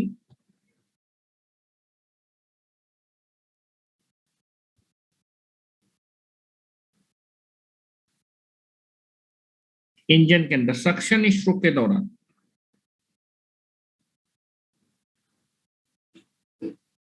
fresh air is coming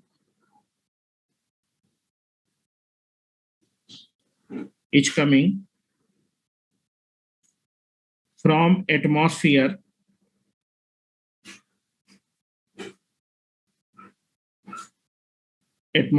during suction stroke।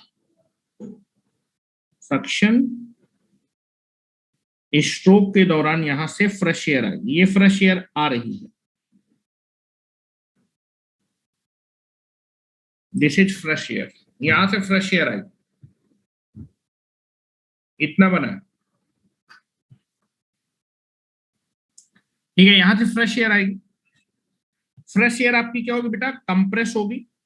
और कंप्रेस होने के बाद यहां से आपकी क्या होगी, हाई प्रेशर पे फ्यूल को छोटी छोटी ड्रॉपलेट के फॉर्म पे आपका क्या किया जाएगा, इंजेक्ट किया जाएगा।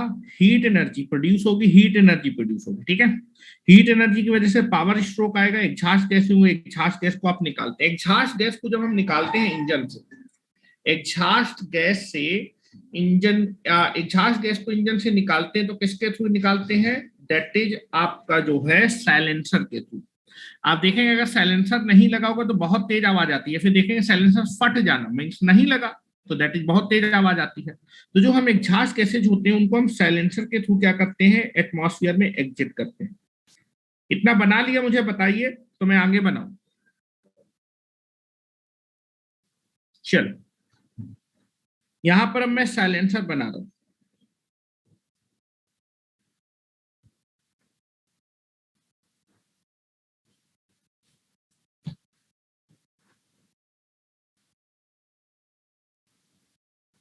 Now this is silencer.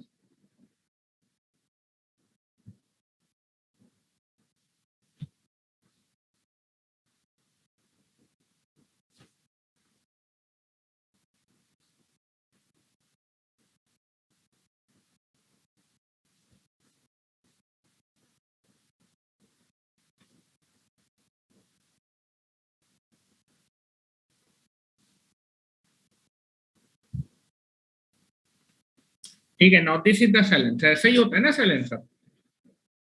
ठीक है, चलो, साइलेंसर से आपकी एग्जॉस्ट गैस निकलती है through the, this is your silencer.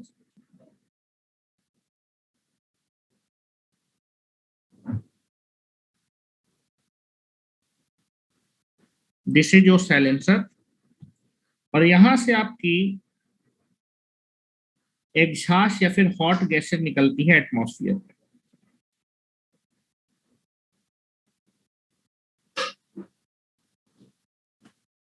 exhaust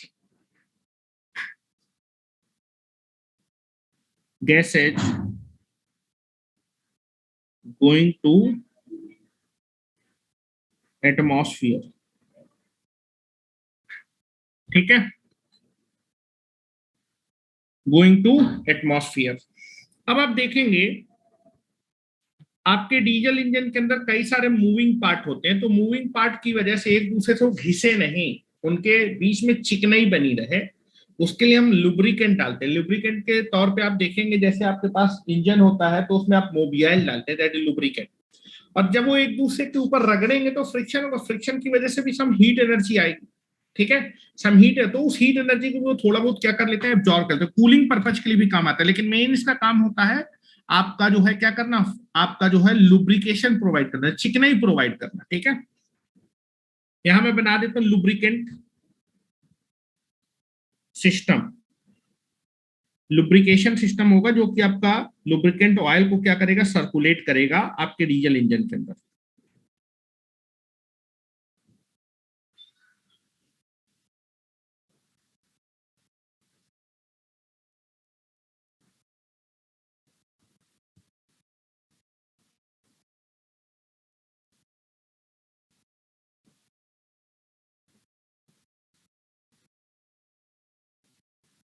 lubrication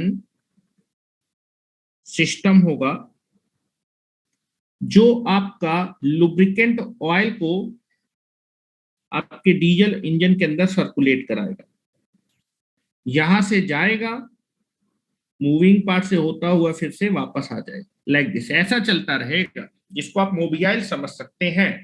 और इसका काम होता है लुब्रिकेशन, चिकनाई प्रोवाइड करना और आपके मूविंग पार्ट्स के बीच कूलिंग प्रोवाइड करना, और जो थोड़ी बहुत हीट एनर्जी भी आएगी उसका भी कुछ पोर्शन एब्जॉर्ब करना, कूलिंग करना भी इसका काम होता है। लेकिन मेन कूलिंग का काम होता है रेडिएटर का, जो सबसे ज्यादा कूलिंग करता है, क्योंकि यहां पर आप देखेंगे फ्यूल का कंबस्शन होगा, हीट एनर्जी प्रोड्यूस होगी, उस हीट एनर्जी का मोस्ट ऑफ द जो पोर्शन होगा वो पिस्टन को मूव कराने में काम में आ जाएगा, जिसकी वजह से आपका जो है शाफ्ट रोटेट करेगा।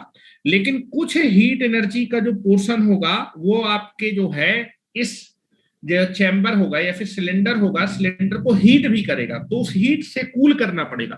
कूल करने के लिए हम क्या करते हैं, कुछ ट्यूब के थ्रू वाटर सर्कुलेट कराते हैं, और ये जो सर्कुलेटिंग वाटर होता है, कोल्ड वाटर उस हीट को लेके आपका हॉट वाटर में कन्वर्ट हो जाता है।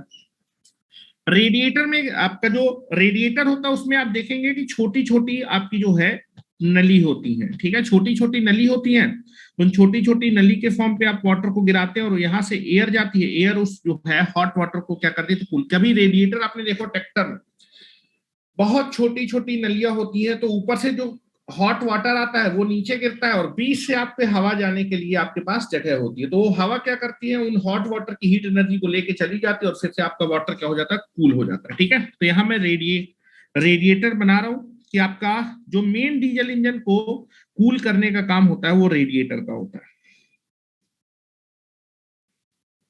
ठीक है, रेडिएटर बना रहा हूं। Now this is your radiator. Radiator में ऐसे पानी भरते जाते हैं,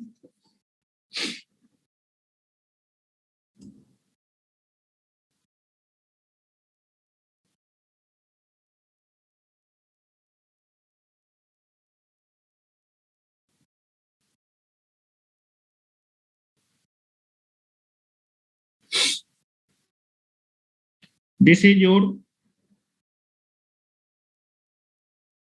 रेडिएटर। ठीक है, ना यहां से पानी भर देते हैं, यहाँ पर पानी आपका जमा हो जाता है, यहां से हम पानी को सर्कुलेट कराते हैं, ट्यूब के थ्रू पानी को सर्कुलेट कराते हैं। रेडिएटर में जो वाटर हम भरते हैं उस वाटर को हमें डीजल इंजन में सर्कुलेट कराना होता है, उसके लिए हम पंप लगाते हैं।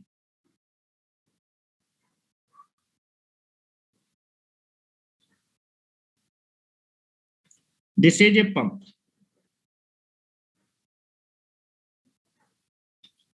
नाउ ये पंप क्या करेगा, इस ठंडे पानी को,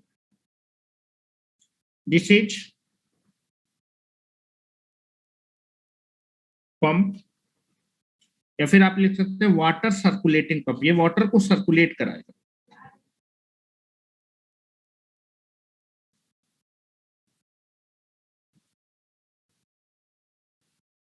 वाटर सर्कुलेटिंग पंप, ये आपके कोल्ड वाटर को सर्कुलेट, यहां से कोल्ड वाटर आएगा और आपके डीजल इंजन में जाएगा।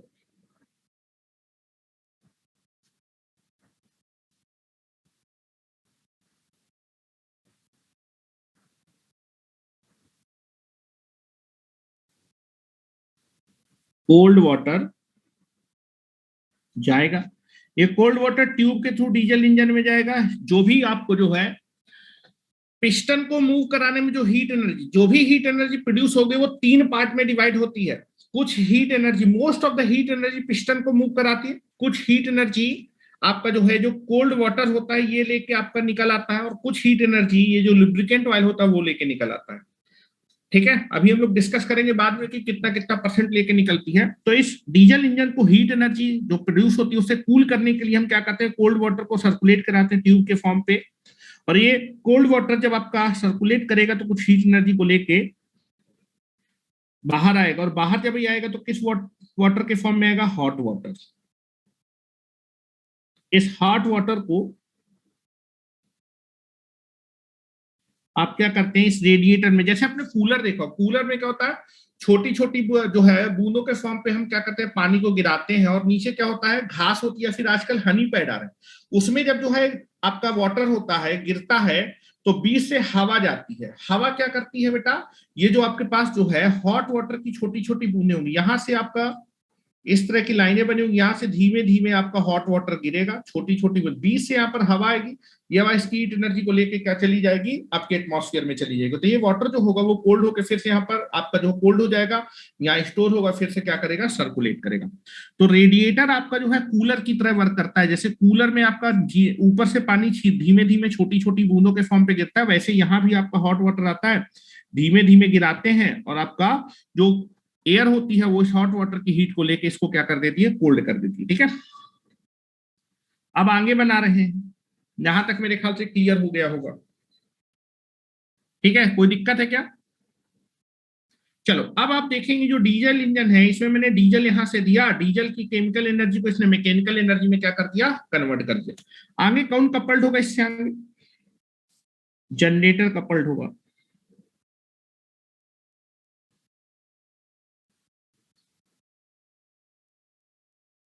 आगे हम जो है डीजल इंजन के साथ से जनरेटर को कपल्ड करते हैं।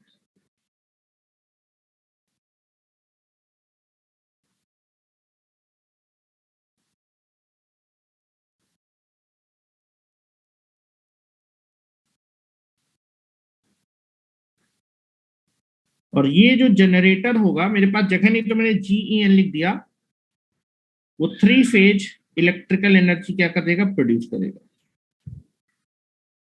R, Y and this is P, three phase AC supply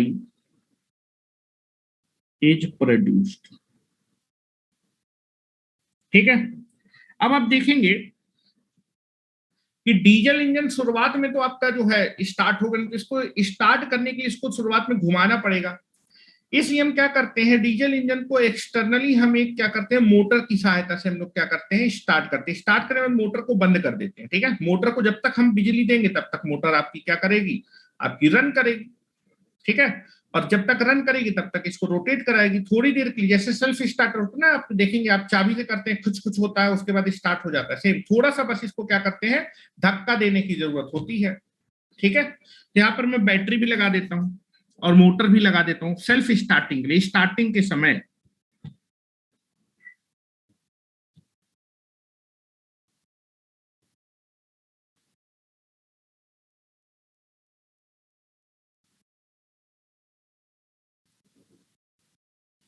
now three phase induction motor होती है जो किसी कॉमन सॉफ्ट से कनेक्ट होती है।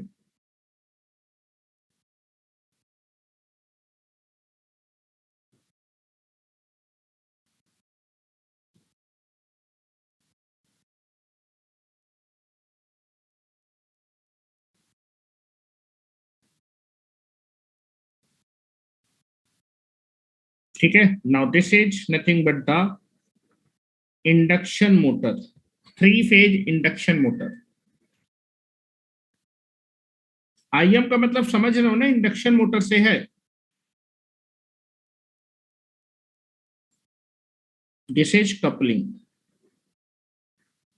और वैसे इंडक्शन मोटर को हम लोग क्या करते हैं, बैटरी की हेल्प से, या फिर मोटर लिख लो, डीसी मोटर लिख लो, कोई ऐसी दिक्कत वाली बात नहीं अगर डीसी बैटरी दे रहे हो। इंडक्शन मोशन तो एसी पावर तो बैटरी से हम देते हैं नॉर्मली। डीसी मोटर लिख देता हूँ, this is a motor. DC motor बना रहा हूँ क्योंकि बैटरी से पावर, सर जनरेटर को ही ऐसे।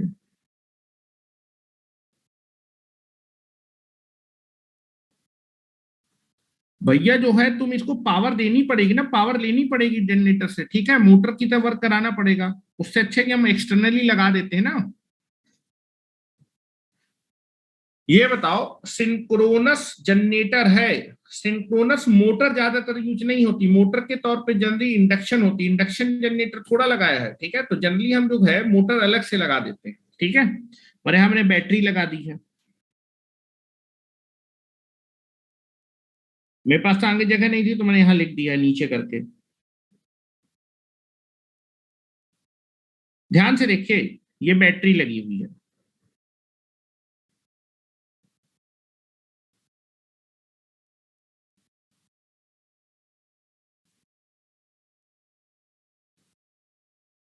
This is your battery. अब जरा ध्यान से सुनिए, क्या करेंगे, स्टार्टिंग में हम बैटरी को ऑन करेंगे, बैटरी मोटर को रिमूव के स्टार्ट करेगा। मोटर जब स्टार्ट हो जाएगी तो आपके डीजल इंजन को क्या करेगी, स्टार्ट कर देगी। और एक बार डीजल इंजन स्टार्ट हो जाएगा उसके बाद हम जाके इस कपलिंग को मैनुअली ओपन कर देंगे या फिर ऑटोमेटिकली ओपन कर देंगे, ठीक है। और जब ये ओपन हो जाएगी उसके बाद ये स्टार्ट हो जाएगा, इसको क्या करता जाएगा, रोटेट करता जाएगा। तो हर बार आपको क्या करना पड़ेगा, इस कपलिंग को जब आप प्लांट को स्टार्ट करते हैं, ठीक है, तब इस कपलिंग को आप जो है ऑटोमेटिकली, कंट्रोलर होता है जो कि इसको ओपन और क्लोज करता रहता है, ठीक है, मैनुअली नहीं करते, ऑटोमेटिक कंट्रोलर की हेल्प से हम इसको क्या करते हैं, ओपन और क्लोज करते हैं इस कपलिंग को, ठीक है। जब जरूरत होगी स्टार्टिंग में तब ये कपलिंग को हम क्या कर देंगे, आपका कनेक्ट कर देंगे। और एक बार आपका जो है डीजल इंजन स्टार्ट हो जाएगा उसके बाद इस कपलिंग को ऑटोमेटिकली कंट्रोलर द्वारा क्या कर देंगे, हटा देंगे, ठीक है। ये ऑटोमेटिकली मैकेनिज्म होती है जो कि आपके स्टार्टिंग, एक बार आपका जो है जब आपका प्लांट स्टार्ट होता है तब ये कपलिंग आपकी क्या होती है, कनेक्ट होती है, और जब आपका एक बार प्लांट स्टार्ट हो जाता है उसके बाद कपलिंग क्या हो जाती है, रिमूव हो जाती है, ठीक है।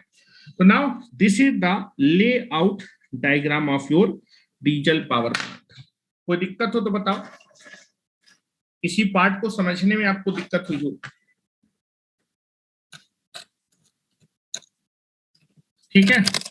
अब आपको कंपोनेंट के बारे में लिखना है तो मैं लिखवा देता हूं, किस कंपोनेंट का क्या काम है।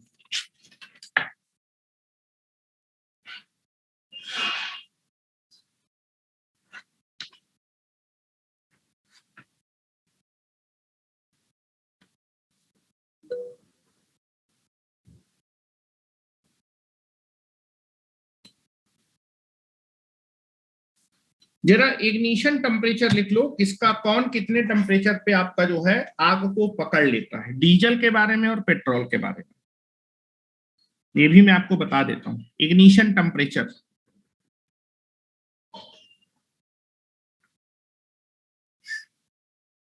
बना ली तो मुझे इंटीमेट कर दे तो मैं लिखाना स्टार्ट करूं।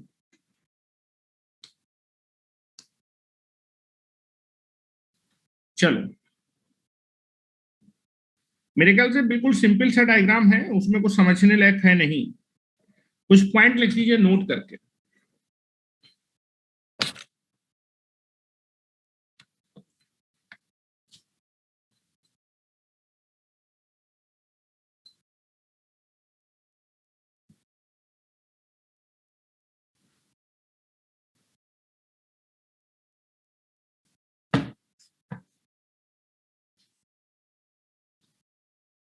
चलो, नोट करके लिखें। द सेल्फ इग्निशन टेम्परेचर मतलब जिस टेम्परेचर पे डीजल या फिर पेट्रोल खुद ब खुद आग पकड़ लेता है, the self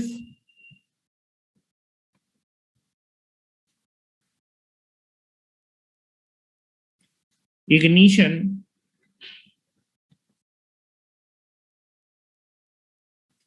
temperature of diesel is nothing but equal to 1400 degree centigrade. 1400 degree centigrade पे आपका जो डीजल होता है वो सेल्फ इग्निशन, क्या होता है, इग्निशन, खुद ब खुद आग पकड़ लेता है।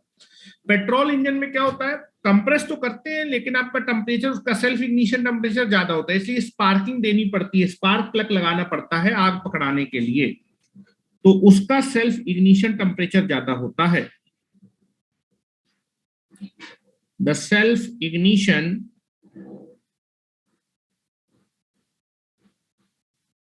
टेम्परेचर ऑफ पेट्रोल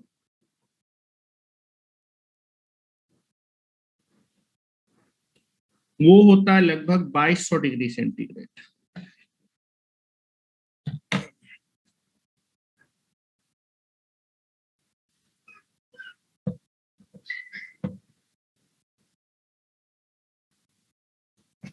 चलिए हेडिंग डाल लीजिए अब, डीजल इंजन का काम क्या है। The work of diesel engine.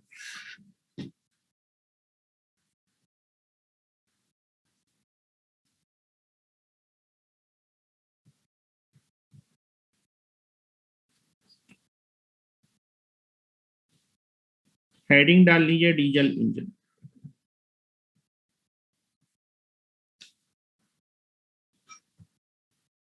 Diesel engine का काम है आपका जो है कन्वर्ट करता है, डीजल इंजन का काम है कोल की केमिकल एनर्जी को, कोल की केमिकल एनर्जी को किसमें कन्वर्ट कर देना, मैकेनिकल एनर्जी में कन्वर्ट कर देना।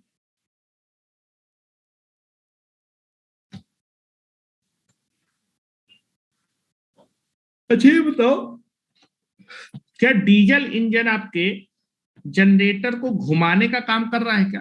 बिल्कुल घुमाने का काम कर रहा है, और जनरेटर को जो घुमाता है उसको हम लोग क्या बोलते हैं, प्राइम मूवर। तो यहां मैं लिख देता हूं, इस पावर प्लांट में लिख लीजिए,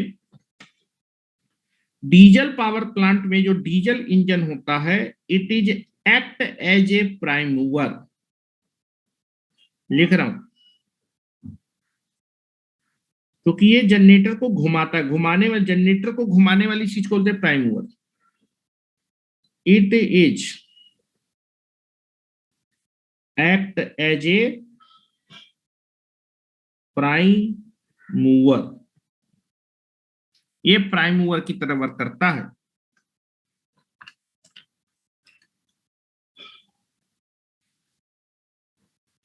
डीजल पावर प्लांट में diesel engine as a prime mover work करता है। चलिए लिखिए, पहला पॉइंट लिखाते हैं इसमें, the function of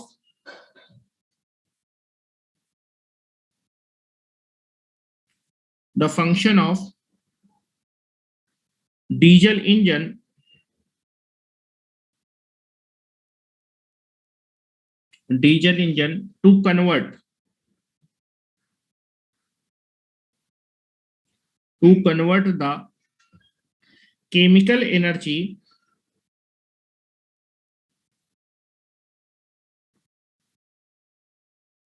to convert the chemical energy of diesel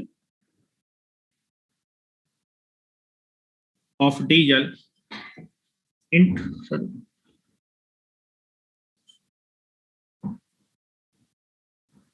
ठीक है आज ही करते हैं। The function of diesel engine to convert the chemical energy of diesel into the mechanical energy।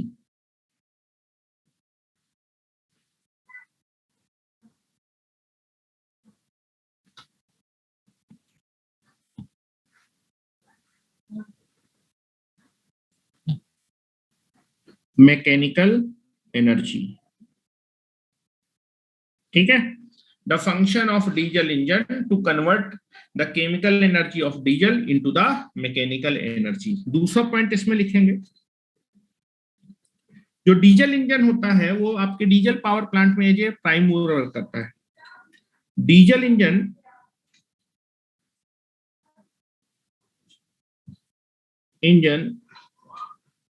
is work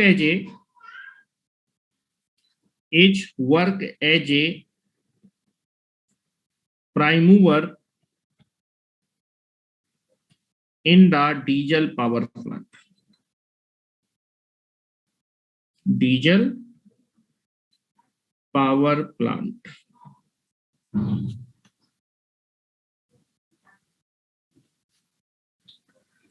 generator का काम क्या है? जनरेटर का काम है आपके मैकेनिकल एनर्जी को इलेक्ट्रिकल एनर्जी में कन्वर्ट करना।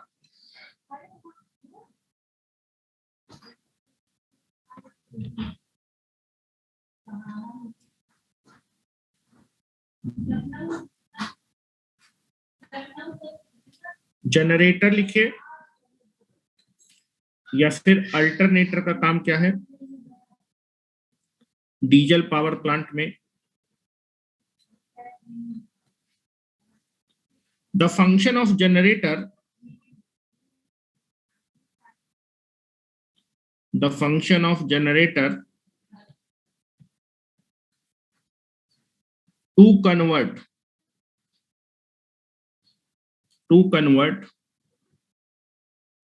the mechanical energy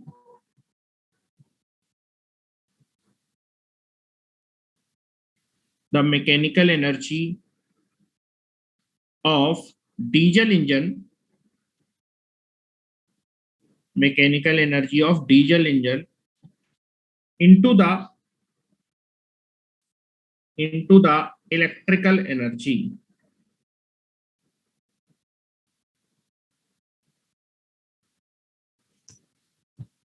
आपके डीजल इंजन की मैकेनिकल एनर्जी को इलेक्ट्रिकल एनर्जी में, या फिर जनरेटर मैकेनिकल एनर्जी को इलेक्ट्रिकल एनर्जी में क्या करता है? कन्वर्ट करता है। खत्म हो गया क्या?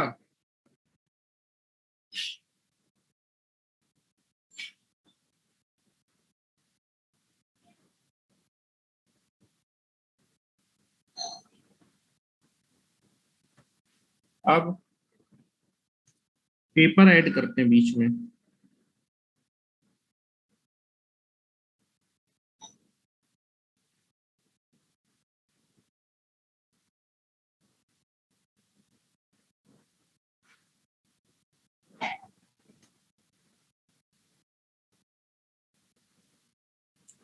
चलो कोई बात नहीं, इसी के आगे लिख डालते हैं, ठीक है।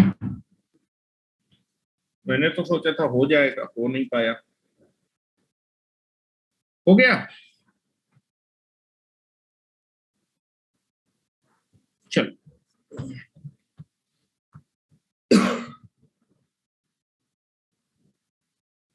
हाँ, नेक्स्ट बात करते हैं। अच्छा, ये जो एयर फिल्टर है वो हवा को ले रहा है ना, यहाँ ये जो फिल्टर है वो हवा को ले रहा है, तो जनरली इस फिल्टर को बोलते हैं इनटेक एयर फिल्टर। इस एयर फिल्टर का जो नाम होता है, जो एयर फिल्टर हमने लगाया है, इसका एक्चुअल में नाम होता है इनटेक, मतलब लेने वाला, इनटेक एयर फिल्टर। लिख लीजिए जाके वहां पर, इनटेक एयर फिल्टर है नाम इसका। और यहां से फ्लू गैस दिखा दीजिए कि यहां से आपकी एग्जॉस्ट गैसें जाती हैं, साइलेंसर के थ्रू कौन सी गैसें जाती हैं? एग्जॉस्ट। इनको दिखा दीजिए जाके।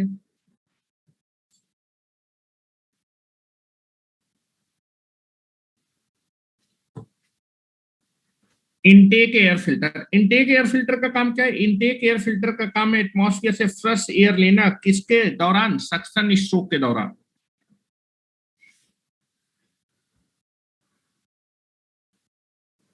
चले, चलो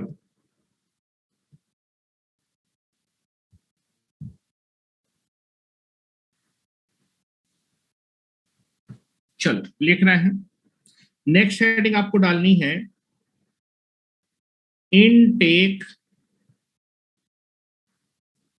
air filter.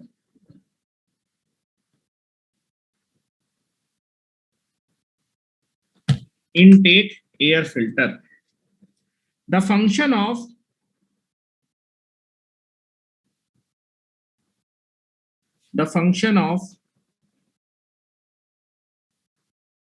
intake air filter, the function of intake air filter to supply fresh air to supply fresh air, to supply the fresh air from the atmosphere, from the atmosphere into the engine cylinder, engine cylinder during the suction stroke या फिर intake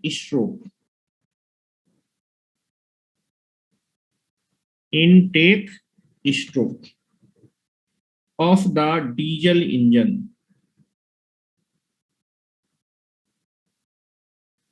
of the diesel engine.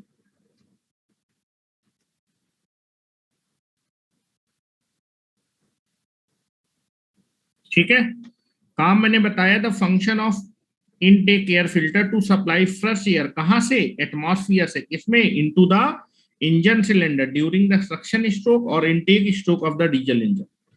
Next heading डालेंगे silencer.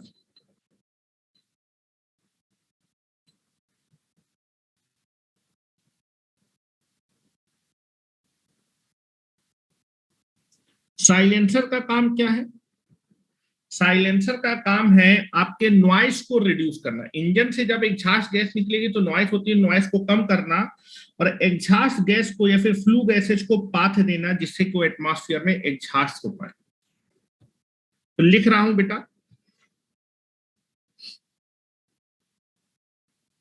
The function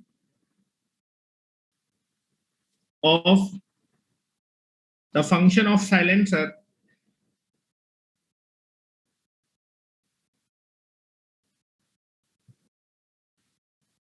the function of silencer to reduce is to reduce the noise level। Silencer नहीं लगाओ, बहुत ज्यादा noise होगी जब आपकी फ्लू गैसेज या फिर एग्जॉस्ट गैस निकलेगी, noise level and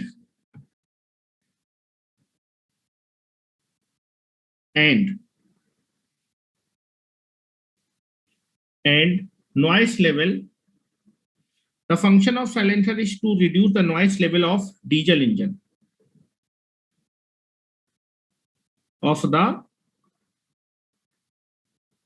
diesel engine, and also provide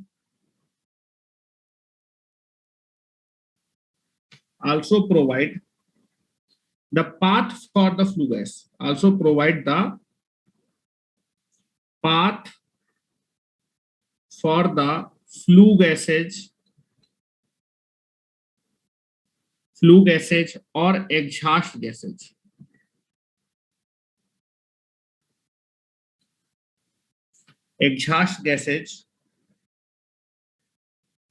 to exit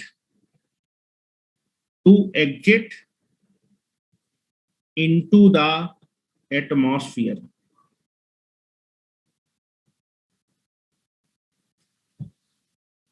exit into the atmosphere। Next बात करते हैं लुब्रिकेशन सिस्टम के बारे में।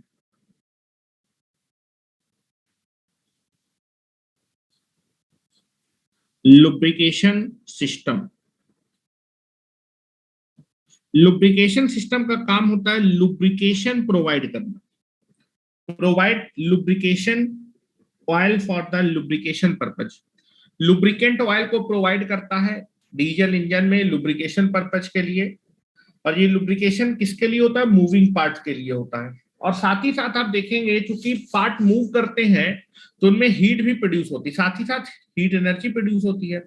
तो जनरली जो है फ्रिक्शन की वजह से जो हीट एनर्जी प्रोड्यूस होती है उस हीट एनर्जी को भी कम करता है, और कुछ पोर्शन जो आपकी कंबशन की वजह से हीट होती है उसको भी क्या करता है, एब्जॉर्ब करता है। ठीक है, तो कूलिंग पर्पज के काम भी आता है, लेकिन बहुत कम ही हीट एनर्जी को एब्जॉर्ब करता है, ज्यादा नहीं करता है। ठीक है, तो मैं लिख रहा हूं,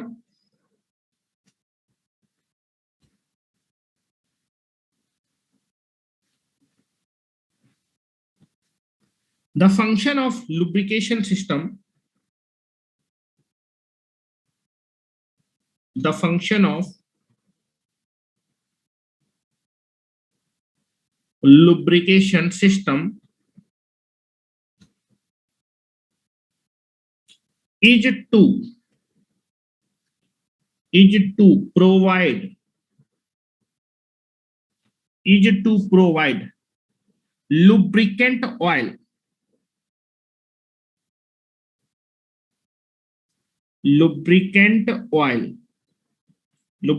मतलब मोबियाइल. The function of lubrication system is to provide the lubricant oil for the lubrication purpose. चिकनाई के लिए, for the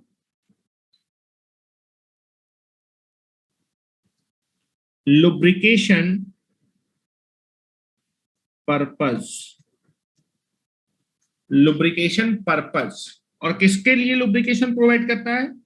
For the moving part. To the lubrication purpose. To the moving part of the diesel engine.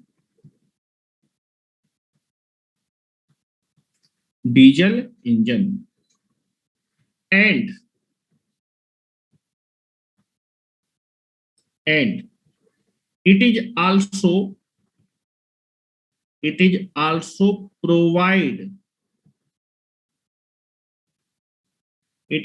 provide some cooling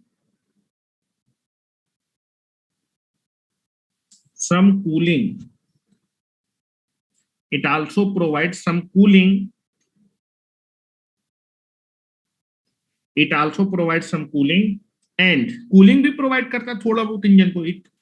It also provides some cooling to the engine so that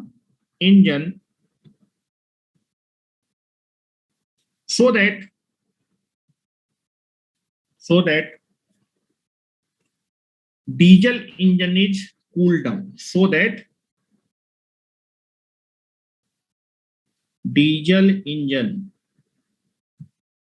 is cooled down. ज्यादा cooling नहीं करता, सम cooling लिखा है, सम cooling, कुछ cooling provide करता है. Friction की वजह से भी हीट होती है, उससे भी कूल करता है, और आपका जो हीट एनर्जी उससे भी थोड़ा बहुत उसको एब्जॉर्ब करके हीटिंग करता है, वो कूल करता है. ठीक है. नेक्स्ट हम बात करेंगे that is nothing but the cooling system. Cooling system हम कूल किससे करते हैं? एक्चुअली में हम जो है डीजल इंजन को किससे कूल करते हैं? That is nothing but the आपका क्या लगा होता है, क्या लगाया था यहाँ पर? रेडिएटर से मेन कूलिंग जो होती है वो रेडिएटर द्वारा प्रोवाइड करते हैं डीजल इंजन. लिखो.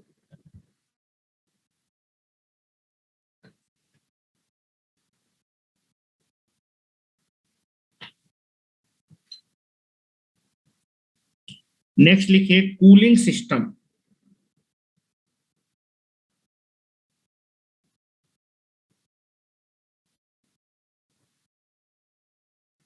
The function of cooling system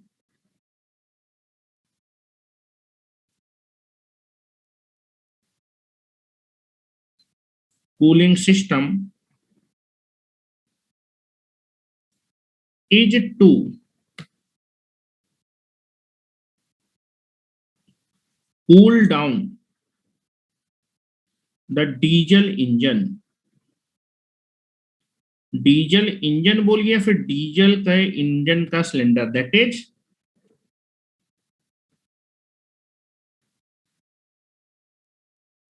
cylinder of engine. और ये कूलिंग सिस्टम किसके द्वारा प्रोवाइड किया जाता है? पहला पॉइंट इसमें लिखा है, इसका काम है कूल डाउन करना. The cooling system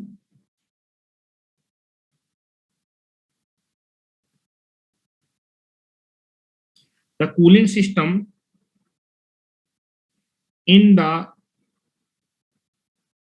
diesel engine is mainly provided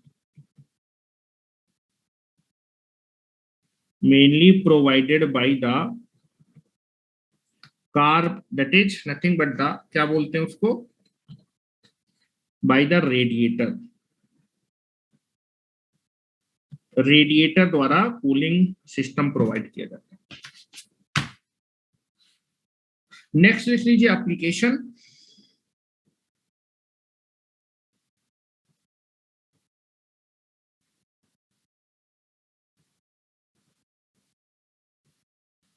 diesel power plant.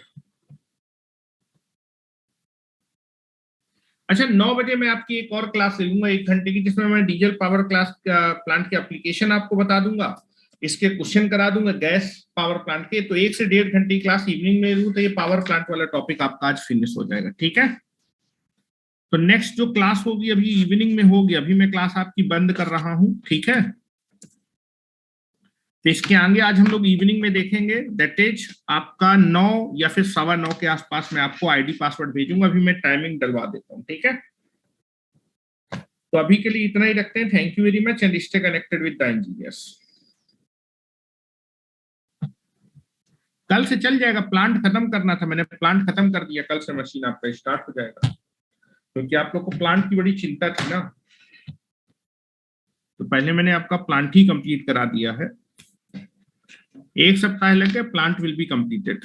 अब आप ये नहीं बोल सकते कि प्लांट का आपका जो है ये नहीं कराया वो नहीं कराया।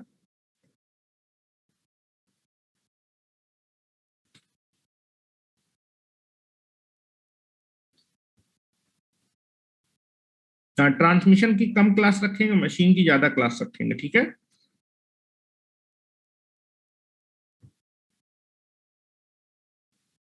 चलो।